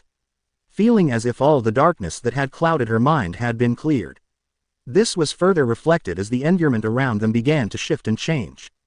Buildings that were once crumbling repaired themselves, as the darkened sky cleared, to allow rays of sunshine to wash over the newly repaired city. Leaving the three of them standing in the center of a beautiful park. I'm sorry, Ito cried, allowing her head to drop onto Yakumo's shoulder, to which the brunette stroked the girl's hair to comfort her. No, I am sorry. Yakumo smiled. I thrust all of my negative emotions upon you unfairly. Meanwhile, Naruto merely smiled as everything unfolded. He was honestly surprised at Yakumo's approach in how to handle Ito, how she had accepted that Ito was part of her, despite what the being had represented. He knew that had Yakumo tried to fight it, Ito would have only become stronger and increase its chance of completely taking control. Thank you Naruto-kun, Yakumo stated, breaking the blonde out of his musings. I couldn't have done this without you. How did I help? He asked, a little confused. Sure, he may have set up the seals to allow them both in her mindscape so that they could confront Ito, but aside from that he did nothing. With your words and belief in me. She smiled, while still stroking the hair of the still sobbing Ito. At first, I fully intended to fight with everything I had. But when you told me that she couldn't do anything as long as I didn't allow it, it made me realize that she was born because of me. So instead of fighting her, you decided to embrace that she is a part of you. Naruto surmised with smile, approving of her resolve. Yakumo merely nodded with a smile. Of course, she replied. As one, we can move forward towards our dream to be the most renowned genjutsu mistress in not just Konoha, but all of the elemental nations. At this, Ito nodded in agreement. Together, she said, real world. Slowly the two opened the eyes, the glow that the seals had once given off when activated had died down. Looking around, Yakumo could see that it had only been roughly half an hour, though it had felt like an entire day. Naruto seemed to catch on to her confusion and chuckled. Time flows different within our minds. He commented. How do you feel? I feel whole and... She paused, scrunching her nose slightly. One thing that she noticed right away was that she felt physically stronger. Stronger than she had been 3 months ago. Stronger. Like I was missing something that I just got back. That's good. Naruto smiled as he moved to stand from his kneeling position, only to be tackled in a hug from the brunette. Tears streaming down her face as she muttered, thank yous, over and over again. Smiling, the blonde rubbed the girl's back as he was forced to sit back down while she cried into his chest. Another half hour passed as the two sat there, Yakumo having finally calmed down from her emotional state and had fallen asleep in the blonde's arms. Seeing this, Naruto softly chuckled to himself and carefully stood up, adjusting the brunette into a bridal position and proceeded to take her to her room. Mentally noting that he was going to need to talk to the old man about expanding his home, especially at the rate he's been getting roommates. Laying her down on her bed, Naruto smiled and leaned in and kissed her forehead, causing Yakumo to smile softly in her sleep. Get some rest, Naruto said as he turned to leave the room. I am sure Kurenai-san will be coming by to visit later today. As he left, Yakumo cracked open her eyes and smiled once more. You know, he is cute. You should see about dating him. Ito commented from within her mind, prompting Yakumo to widen her eyes in surprise as a blush crept across her face. Hokage Tower, 30 minutes later. With Ito now dealt with, in a rather peaceful manner, Naruto knew he had to talk to the old man about his root problem. He knew that with his latest interference, Danzo would be after him even more than before. Which is why he found himself in front of the familiar set of wooden doors. Giving them a firm knock, he waited for the elder village leader to call him in. "Ah, Naruto-kun," Hiruzen greeted with a smile. "Good to see you. Good to see you too, GG." The blonde greeted back. "Unfortunately, I am not here for a social visit. Could we have some privacy?" Nodding, the elder man dismissed all of the Anbu in the room and activated the privacy seals in his office. As an added step, Naruto had activated his shadow sight ability to ensure the room was truly empty. Once it was confirmed that they were alone, Naruto deactivated his ability and took a deep breath. "What do you know about Root?" The question alone was enough to make the elder man's blood freeze. "Where did you learn of that, Naruto-kun?" "Had a few run-ins with them," the blonde explained with a small scowl. "And just recently, they had attempted to acquire Yakumo Kurama into their ranks through the use of loyalty and enslavement seals intertwined together." Root was a group of Anbu led by Danzo. The old man sighed, not liking the implications. Emotionless tools to be used for Black Ops missions. Assassinations, infiltrations and worse. I had ordered them to be disbanded before retiring from this position, before your father took over. It would appear that this order was never fully carried out. Naruto mused. Or, the previous Hokage allowed them to reform in secret under him. I agree. Hiruzen sighed once more, rubbing his temples as he felt a massive headache coming on. Unfortunately, these Root Anbu have seals on them that prevent them from talking, even if tortured. Also, I wouldn't be surprised if there is a dead man's switch seal on them somewhere. The blonde added, so with no concrete proof, we have nothing to show. What of you and Yakumo-san's memories? The old man offered. Inoichi could easily share those. Except you're forgetting that due to Danzo being an elder counselor, this would involve all council members, and the civilian side doesn't like me all that much. Naruto pointed out. Also, Yakumo-chan has been ostracized by her own clan and family, so she doesn't have much support either. I see, this does complicate things. The Hokage stated with a frown. For now, keep your guard up. And be sure to inform your girls, no doubt Danzo will target them to get to you. Naruto nodded at this, as he knew this was a very likely scenario. Already ahead of UGG. He commented. Now, is there anything else, Naruto-kun? Actually yes. The blonde answered. I would like your permission to expand my compound. Why do you need my permission? Hiruzen asked, a little confused. Because I plan on bringing in someone from outside of the village. Naruto grinned. Chizuna. I see. The old man chuckled. Very well. When do you plan on doing this? Probably around the Chunin exams that are coming up. The blonde shrugged. Tsunami-chan plans on attending anyways. Very well, Naruto-kun. You have my permission. Thanks GG. Naruto replied as he left the room, leaving the elder village leader alone with his thoughts. I'll need to keep a closer eye on Danzo. He thought. Unfortunately, I don't know who to trust. So it must fall to myself and Neko when she is around. Ramen Ichiraku, the purple-haired beauty, known as the Queen of Blades, was sitting by herself at the ramen stand, enjoying a bowl of pork miso, while chatting with Ayame. The subject of course was about Naruto. Ayame was a little disappointed that Naruto had been unable to come see her the previous day, but Yugao explained that he intended to before something serious came up.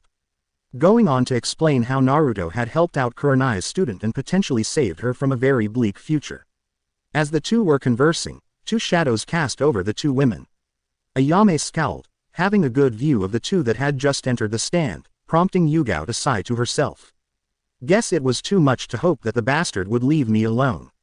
Hey Yugao-chan, Hayate greeted as he entered the ramen stand, ignoring the scowl Ayame was sending his way as Kakashi entered along with him, reading his usual orange book. What do you want? The sword's mistress asked in an annoyed one. Don't be like that Yugao-chan, Hayate said as he took a stool next to her, ignoring the glare he was receiving from Ayame. I just wanted to have a friendly chat. I've already told you, I am not interested and I will not forsake my fiancé. Come on Yugao-chan, I know you were forced into that arrangement against your will.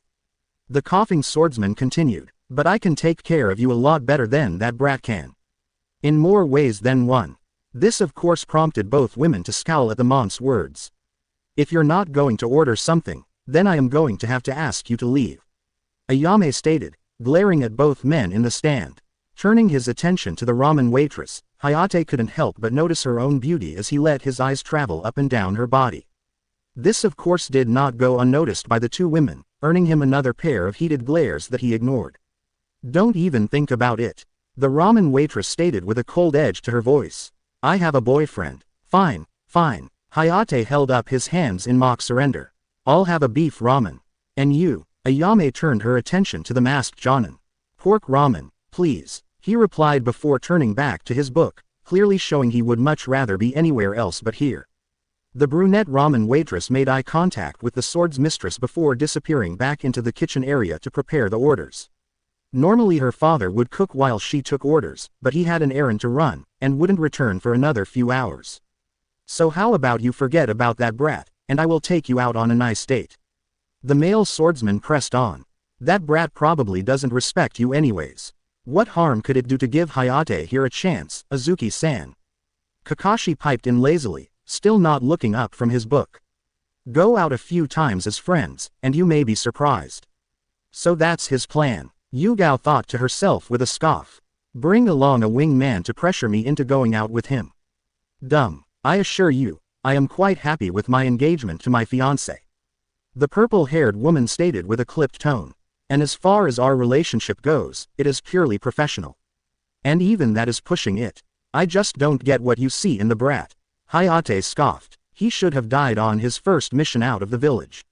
Kakashi couldn't help but frown at his friend's words. The masked pervert could understand being jealous that someone was dating the girl he liked. After all, he himself was jealous when Rin and Obito had started dating, but to wish death upon someone was crossing the line for him. "What I see in Naruto-kun is none of your business," Yugao stated, "and to see you sink so low as to wish death upon a fellow Konoha shinobi just further lowers my opinion of you. You truly are pathetic." At hearing Naruto's name come out of the purple-haired ANBU's mouth, Kakashi nearly dropped his book in surprise. Stealing a quick glance at her, he could see the black streaks that ran through her hair, making him wonder how he never noticed it before. However, he didn't get to dwell on it further, as another person entered the ramen stand, immediately causing Hayate to scowl at the newcomer. "How's my queen of blades?" Naruto asked as he wrapped his arms around the purple-haired woman's waist from behind, giving her a light kiss at the base of her neck. This of course prompted her to smile and lean back into his embrace, all the while getting a sense of enjoyment as jealousy and rage washed over Hayate's face. Meanwhile, the masked Jonin could only look on in surprise as the scene unfolded before him. "Now, haven't I already warned you about harassing my fiancé, Hayate Tem?" the blonde inquired as he settled into a stool on the opposite side of his purple-haired beauty, who of course after Naruto got settled and slid over into his lap, wrapping her arms around his neck while he supported her by holding on to her waist. It was clear that she was relishing the fact she could be openly affectionate with him. "Like you have any power over me," Hayate scoffed. "I outrank you as a shinobi." "As a shinobi maybe, but you're forgetting something."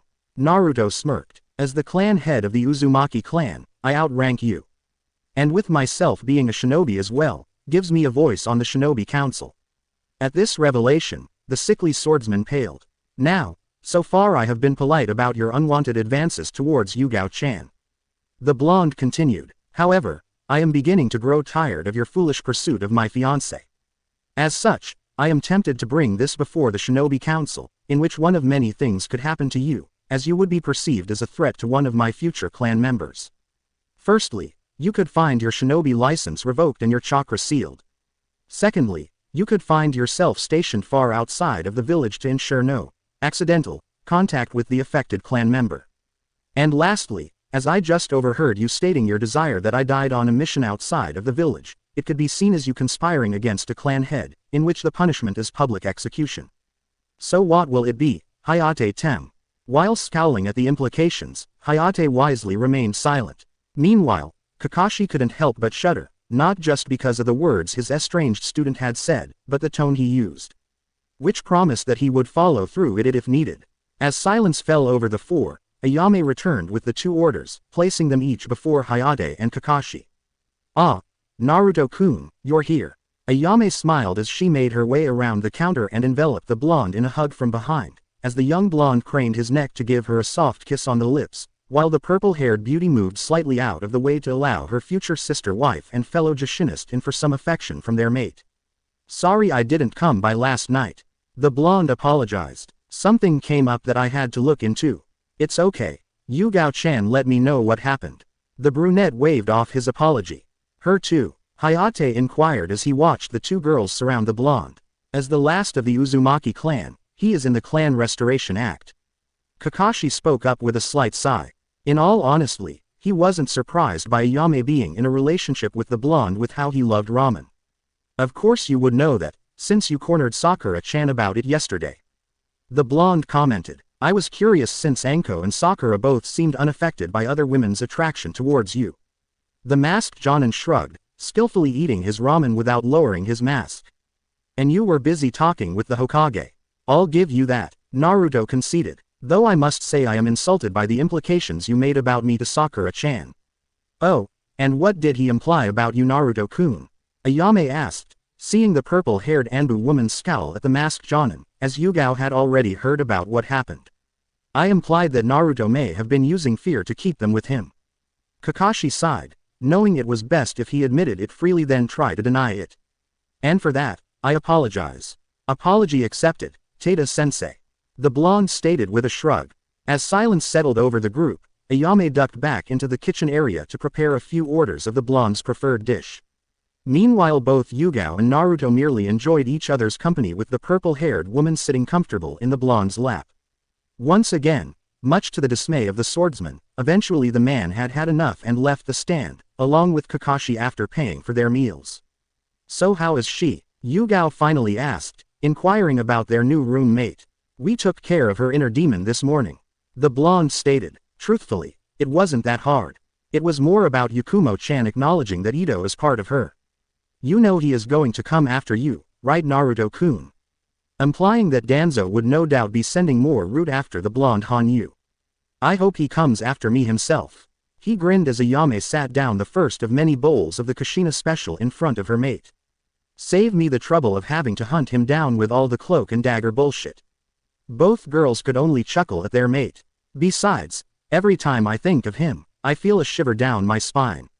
He continued. Jashin-chan really wants his soul. Route headquarters, under Konoha. What do you mean you can't find her? Danzo inquired in a clipped tone. While barely showing any emotion, it was clear that the bandaged war hawk was livid about the Yakumo girl's disappearance. We returned to her residence to finish the seal, only to find that she had left the compound at some point in the last 24 hours. One of the Route Anbu reported from their kneeling position. Do we have any leads as to where she could have gone? I apologize Danzo-sama, but there are none. Another nameless Route answered. As ordered, we had ensured that all connections with her sensei were severed beyond repair, and that her clan had ostracized her. The bandaged elder frowned at this new wrench that was thrown into his plans. With the Yakumo's girl's powers, he could have easily taken over the village and mold it into his own image. But once again, he was faced with another setback. While there was no evidence, the old war hawk knew that the Uzumaki brat had to be involved somehow. Izumi, he called out. A few seconds later, a slender female knelt before him. Long brown hair with bangs framing her face, her onyx eyes fixed firmly on the ground before her, with a mole under her right eye. She wore a long-sleeved, high-collared purple shirt, baggy blue pants, a shuriken ostler on her right leg, red armband on her left arm, and a long purple fingerless glove that ran nearly the length of her arm. Yes Danzo-sama, the woman identified as Izumi replied. I have a special assignment for you. He stated, I want you to tail Uzumaki Naruto and learn what you can about him and report back to me, but do not move against him unless you see a clear opening and can either subdue or eliminate him without any witnesses or collateral damage. This will be a prolonged mission for you. Do you understand? Hi, Danzo-sama, the woman answered. I am to tail the Kyuubi Jinchuriki and report to you any findings I discover. Should I be given the opportunity to neutralize him, I will take it. Very good, you are dismissed to begin your mission.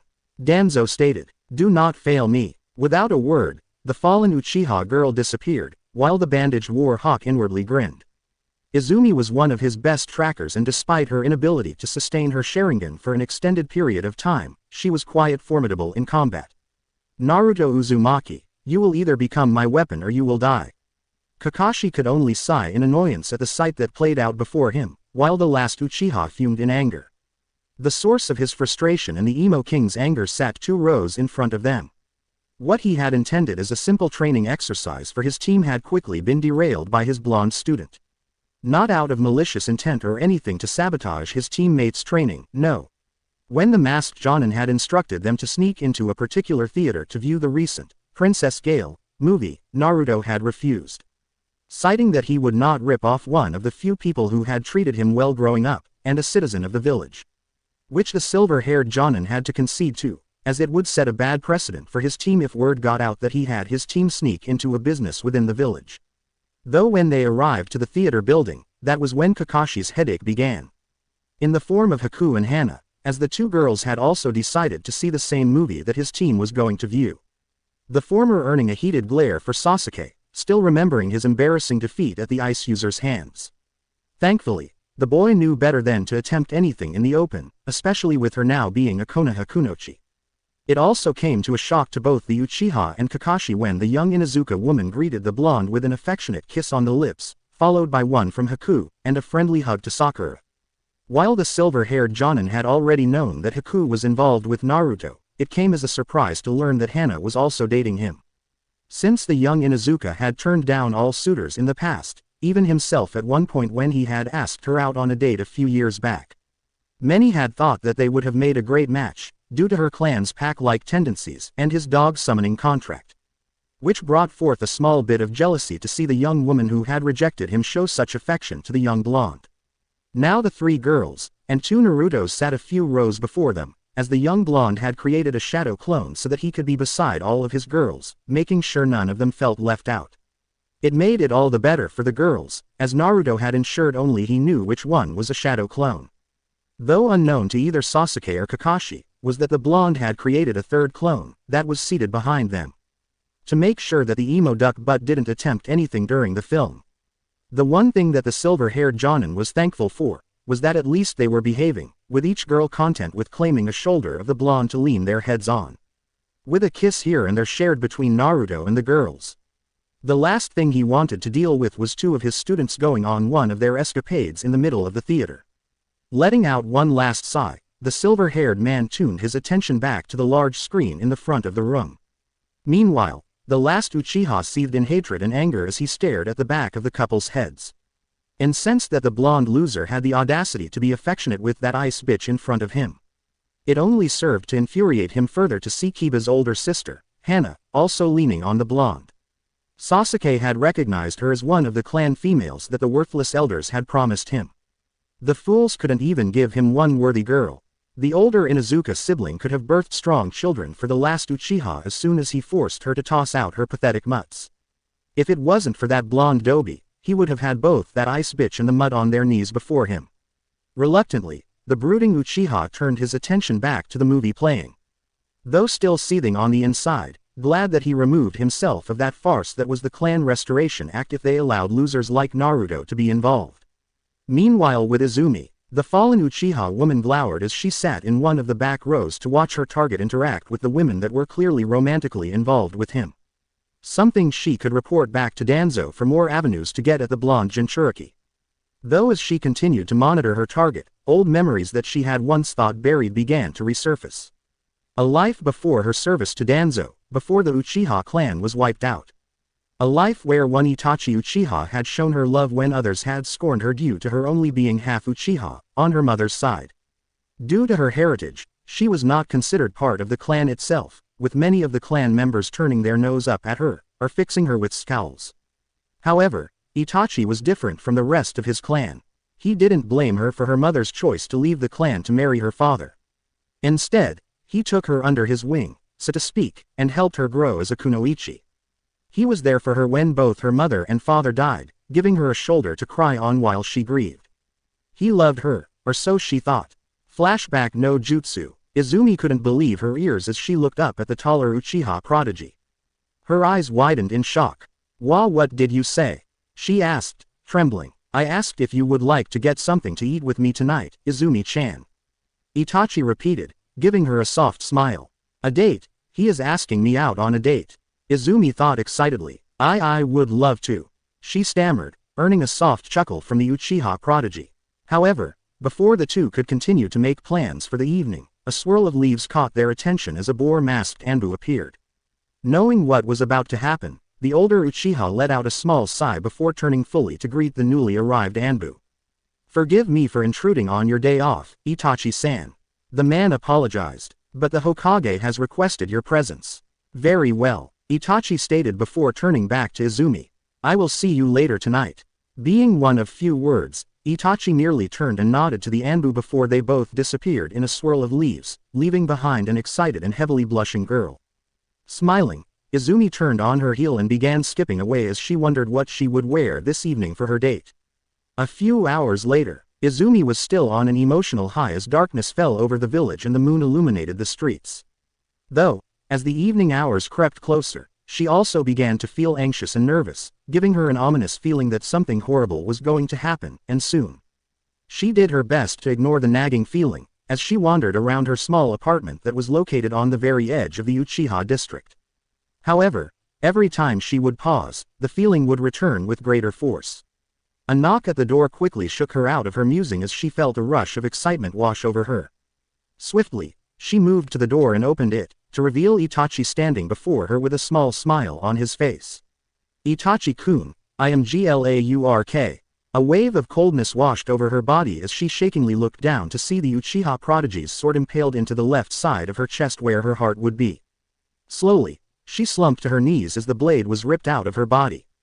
Why, foolish Izumi, Itachi smirked. Did you really think I would care for you? You were a means to an end. Izumi could only watch as darkness began to claim her vision as the older Uchiha's right eye shifted to a more evolved state, known as the Manchukuo Sharingan. With a tri-bladed shuriken-like appearance, each point bending so that he held a scythe-like appearance. Each tip connected to the body of the shuriken by a small line that protruded from the tip. That was the last thing she saw before darkness finally claimed her. Flashback no jutsu dispel. Upon snapping out of her memories, her hand immediately shot to her chest where she had been stabbed, breathing heavily. Only surviving due to a rare medical condition that placed her heart on the right side of her chest. A single tear running down her cheek at the memory. Are you all right, miss? A voice softly spoke from her left.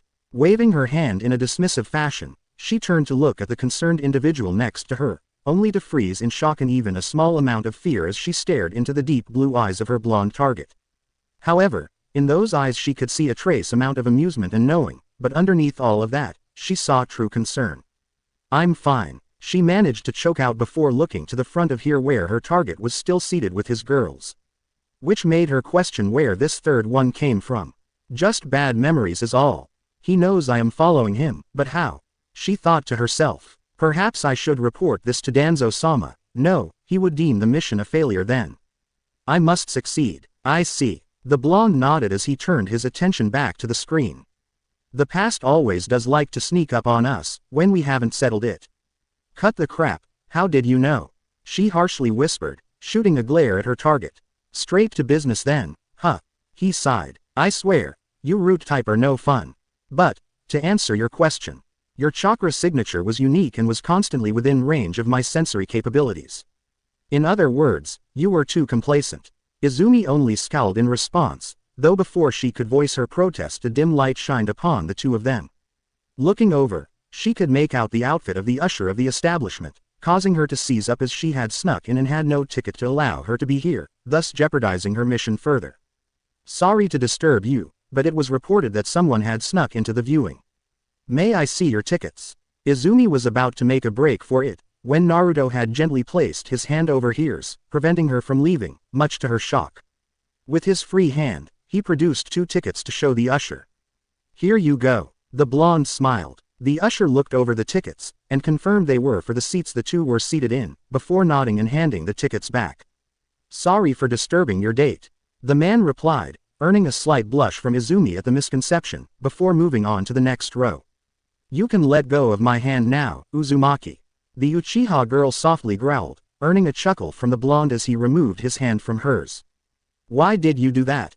2 reasons. 1, I knew you snuck in. 2, I won't allow anyone to rip off a friend of mine if I can do anything about it. He smirked. And to answer your unasked question, I knew you would sit here because I purposely tilted the tickets for my Himes and myself in your direction so you could see. He maneuvered me to be in the position he wanted me to be in. Izumi thought to herself in embarrassment of being so easily manipulated by her target. So, once I knew you would make your move, I bought these 2 tickets for these seats. Then I really have failed my mission. She commented with a frown. I will have to report my failure to Danzo-sama. Or, you could continue on with your mission. The blonde offered, earning a look of confusion from the root member. No doubt, if you report that you failed, you will be punished. Naruto explained. I also wouldn't be surprised that once you are of no use to Danzo, he will dispose of you. Besides, you're more fun than the other route he sends my way. Always with the Danzo-sama requires your presence, or you will submit to Danzo-sama. Despite herself, Izumi couldn't help but chuckle at the blonde's spot on impersonation of most of the root members. What's this? A root member that can laugh? The blonde teased, earning a scowl from the woman. At any rate, I suspect your mission is to gather information on me, and no doubt subdue or eliminate me. It was more of an observation than a question, still Izumi nodded in confirmation. Knowing it was useless to hide it, as her target already discovered her anyways. Then I highly recommend you continue with your mission, though your secondary objective is well out of your reach. What do you mean? Izumi inquired, feeling insulted that the young blonde would imply that she lacked the skill to fight him. What I mean, is that what Danzo-tem knows of me isn't even a fraction of what I am truly capable of. He stated, looking the Uchiha girl in the eyes, causing her to flinch slightly. And I know far more about my bloodline than I let on. Izumi didn't doubt his words. The look in his eyes told her everything she needed to know. Or, he continued, you can return to your master, report your failure and be severely punished. Deciding enough had been said, Naruto stood up as the movie ended, following his team and mates as they vacated the theater. Leaving behind a conflicted fallen Uchiha to digest over his words. With Team 7, have a good date, Naruto-kun. Sakura teased after Haku and Hana had separated from the group to go about their day, though not before giving their blonde mate another deep kiss. It was enjoyable. The blonde smirked. So, looking forward to meeting Yukie Fujika's. What do you mean? The pinkett asked, wondering where this question came from. Though she did love the actress's movies, she pondered what the connection between the movie they had just watched had with meeting the actress. Then it dawned on her. Our next mission will involve her, won't it? Good chance it will. Naruto nodded. Why else would we come to see her latest film as a team? Nodding in agreement, the pinkett walked alongside her blonde mate to meet up with Kakashi and Sasuke, mentally chuckling at the look of jealousy in the eyes of both Sharingan users. Though to the silver-haired Jonin's credit, his was more controlled than his raven-haired counterparts. Now that Naruto has finished his date, the masked Jonin chastised, prompting the blonde Hanyu to merely roll his eyes in response. Which Kakashi paid no mind to as he produced a mission scroll. Our next mission is to the land of snow. We will protecting the famed actress, Yukie Fujika's. Be ready to leave early tomorrow morning. Having given his instructions, the silver-haired Jonin disappeared in a swirl of leaves, leaving behind his 3 students. Both Naruto and Sakura merely shrugged, ignoring the glare the last Uchiha was sending their way, before walking off towards the compound to pack for the mission and bid farewell to their loved ones. As was customary between the Hanyu lovers whenever they were sent on long missions outside of the village. Tetsu no Kuni, a week and a half later. Team 7 had wasted no time in arriving to the sleepy coastal town within the Land of Iron to rendezvous with the film crew and director that had hired their services. As they approached the film crew, a middle-aged man with glasses greeted them. You must be the Leaf Shinobi we hired. The man greeted. I am Sandei Osama, producer for the Princess Gale films. Nice to meet you, Kakashi responded. We are Team 7. This is Sasuke Uchiha, Sakura Haruno, and Naruto Uzumaki, and I am Kakashi Hatake. Sasuke merely grunted in response, whilst Sakura and Naruto nodded their heads when their names were spoken. A pleasure, Sandeu stated as he invited the shinobi to walk with him. As he did so, he proceeded to give the masked Jonin a light rundown of what the mission would involve. Though it was mostly the usual. Keep the actress and crew safe from bandits and other threats, as they were planning to film in a hostile environment. Hearing the mission parameters, Naruto couldn't help but feel something was off. As if the man had a hidden agenda as to why he insisted they film in the Land of Snow, which was surprising considering the movie they were set to start filming. Ika Ika Paradise. The blonde Hanyu couldn't help but frown at that. To see a respected actress take up such a role seemed too far out of her character from her standard heroine princess roles. However, he was broken out of his thoughts as an out-of-breath assistant ran towards the group. "Sandayu-san," the assistant gasped as he stopped before the group. "It's Yukie-sama." She ran away again. The producer let out a frustrated sigh upon hearing the news. "I apologize. Yukie has been like this since she learned the movie she would be starring in this time around." Sandayu gave a short explanation. "Could you please search for her and bring her back?" Nodding, the silver-haired Jonin turned to his team. "All right, you three, fan out and find Yukie Fujika's and bring her back here, safely and unharmed." With a quick affirmative, the three split off into different directions to comb through the town to spot the wayward actress. Though, it wasn't too hard to track down the actress as a large crowd of people had gathered around the tavern she was in. As the three genins regrouped and entered the tavern, they were able to quickly spot the actress sitting at the bar with a saucer of sake. Surrounded by a small crowd of adamant fans, begging for her autograph, pictures and such. Seeing her irritated state, both Naruto and Sakura nodded to each other, coming to the same conclusion. Yukie was a flight risk, and was no doubt going to take off at the first opening. Quietly, Naruto navigated his way through the crowd, whilst the last Uchiha forced his way through towards the actress, earning a number of vocal protests towards the arrogant boy. Once he was within range, the blonde Hanyu flicked his fingers in the direction of the actress, allowing small black splotches to stain her dress, leaving her completely unaware.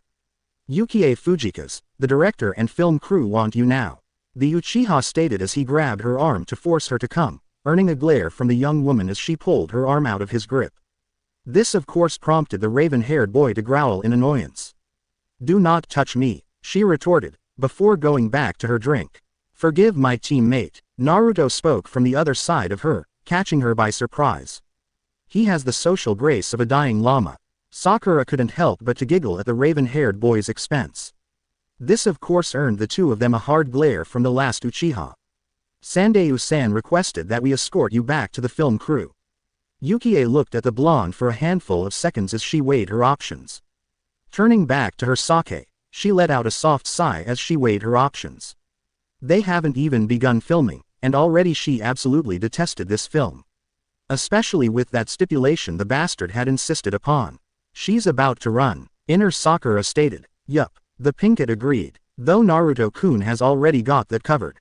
I'll be there after I finish my drink," she finally responded, not looking up from her sake.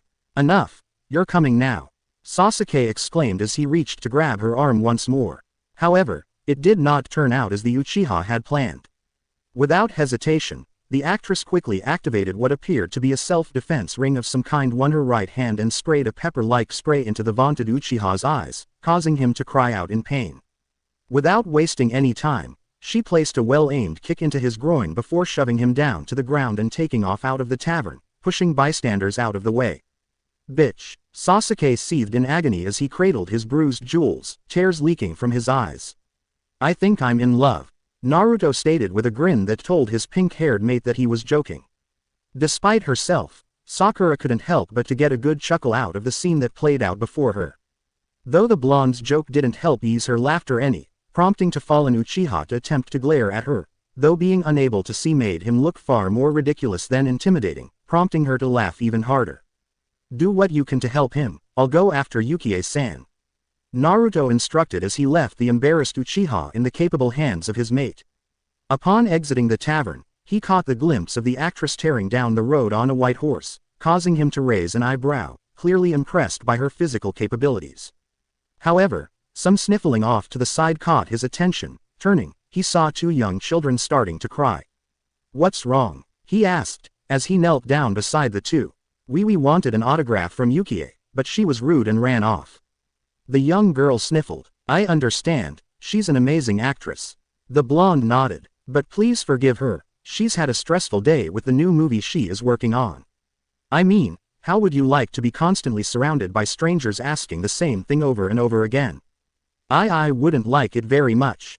That is what Yukie-san has to deal with every day," the blonde continued as the two children began to dry their eyes. "So please, forgive her for having a bad day." "We will," the boy answered, receiving a nod from his friend. "All right, I have to go and make sure she stays safe." With that, Naruto took a step back and disappeared into the shadows, prompting the two kids to exclaim how cool shinobis were, starting to dream up of becoming shinobi themselves on day. With Yukie Fujika's, the young actress sped down the roadway out of the town upon the horse she rode upon. A small part of her loving the feeling of the breeze flowing through her hair, and overall the illusion of freedom it symbolized. Though she wasn't naive, she knew they would catch up to her soon and force her back. Still, she was determined to enjoy what freedom she could. Of course, that feeling didn't last long as she suddenly felt a light pressure on her back, and a pair of strong arms gently wrap around her midsection, forcing her to look over her shoulder, surprised to see the young blonde from earlier. "You're a very skilled rider, Yukie-san," Naruto complimented as he gently took the reins from her hands and subtly commanded the horse to slow down to a more peaceful pace. "So what now, going to take me back?" she huffed, annoyed her freedom ended so quickly. "And how the hell did he catch up to me? Boat doesn't leave until tomorrow, so we have time," he idly replied with a shrug, showing he was in no hurry to drag her back. The two rode in tandem for nearly a half hour before the blonde stirred the horse towards a small lake. Bringing the horse to a halt, Naruto softly dismounted and held out his hand to offer aid to the young women. Scoffing, she brushed his hand away and dismounted on her own with flawless ease. "I don't need your help." "Perhaps not, but etiquette dictates that I at least offer." Yukie only rolled her eyes and walked towards the shoreline. Picking up a handful of rocks, she began tossing them into the water, watching as the ripples traveled along the surface. "What's on your mind, Yukie-san?" Naruto asked as he followed suit and began to skip some of the smoother rocks across the surface of the lake. "Your producer commented that you've been like this ever since you learned what the movie you're making is. Why do you care? Naruto Uzumaki. Why do you care?" She glared at the blonde, refusing to use his name. "Because this seems out of character for you. In your previous movies, it was obvious you loved doing what you did, as you fully embraced the character you were cast to play. Even going as far as to learn how to ride a horse, shoot a bow, and even wield a sword to a degree that would give most Chunin-level shinobi a run for their money," he explained. For her part, Yukie faintly blushed at the compliment. "You're right," she sighed as she squat down near the water's edge. "I don't want to do this movie. I absolutely hate it, and the source material it came from. So why do it at all? Because I am contractually obligated to fulfill my end of the contract." She scoffed. The studio insisted on doing a movie based off a popular book series. This got the young blonde's attention. Popular book series. The studio originally sent out a request to NU Kitsune, but they never heard anything back. She continued. "Then that damned perverted old man showed up and offered his smut, and that damned stipulation." "What stipulation would that be?" I have to be completely for 60% of the movie." She blushed, clearly embarrassed and upset over the fact. This of course prompted the blonde Hanyu to narrow his eyes in disgust. "Figures that damnable pervert that is my godfather would demand that," he thought, earning a growl from Ari. "Very convenient he shows up to get the movie deal, since you never received any type of request." The kitsune growled. "Agreed, I have a feeling he is responsible. He wanted more too," she continued, snapping the blonde out of his thoughts. "He wanted me to have actual on camera, but Sandayu refused, saying it was going too far." "It had already gone too far by demanding you appear," Naruto stated, showing his disgust in his godfather's demand. "Is there any way out of this contract? Short of actually running into Kitsune and getting his permission for his books, nothing," she replied, tears of frustration threatening to spill from her eyes. "Sandayu-san had negotiated that the contract be open-ended in the event we were able to meet with Kitsune, or that he replied." "Why do you think Kitsune is male?" Naruto decided to ask, grinning slightly at the young actress. "Well, I suppose," Yukie pondered her answer, "it's the way he writes. It feels like it is from a male perspective. I can see where you're coming from." The blonde nodded. "You read his books?" Yukie cocked an eyebrow, as the book series was widely popular among women, since it was considered a romance adventure novel series. "You could say that," he chuckled. "Have you read the third book yet?" she asked, feeling a bit more relaxed being around someone who sympathized with her situation, and at least shared a minor similarity. "Yup, my favorite so far," the blonde answered. No, I haven't been able to get a copy yet." Yukie sighed. Chuckling slightly, Naruto proceeded to reach into his coat and unsealed a copy of his third book. "Here," he said, catching her attention as he handed her a freshly printed copy of the third volume. Yukie could feel her breath hitch as she took the book into her hands. When did your studio send the request to Kitsune? About 2 weeks ago. Why? She replied, scrunching her eyebrows in confusion. And when did Jiraiya show up to pitch his deal for his smut? About a week ago. What does this have to do with anything? Everything, Naruto replied, turning to look at the young actress. I find it highly suspicious that he shows up so soon after a request is sent out. Not to mention, Jiraiya has an entire spy network at his disposal, so it wouldn't be hard for him to intercept the letter addressed to Kitsune. How can you be so sure? Because, Naruto smiled, I never received any letter from your studio. Yukie's eyes widened to comical proportions upon the revelation. Now, how about we have a private talk with your producer and director, and get you out of this trashy smut movie, and get you into a movie you want to do? The blonde asked as he extended his hands towards her. Slowly, Yukie accepted his hand and stood up, not trusting her own voice for the moment and merely nodded in acceptance. A flood of relief washing over her like a tidal wave, knowing she no longer had to bear herself in front of the camera and could finally commit to a role she really wanted to do. After all, who wouldn't want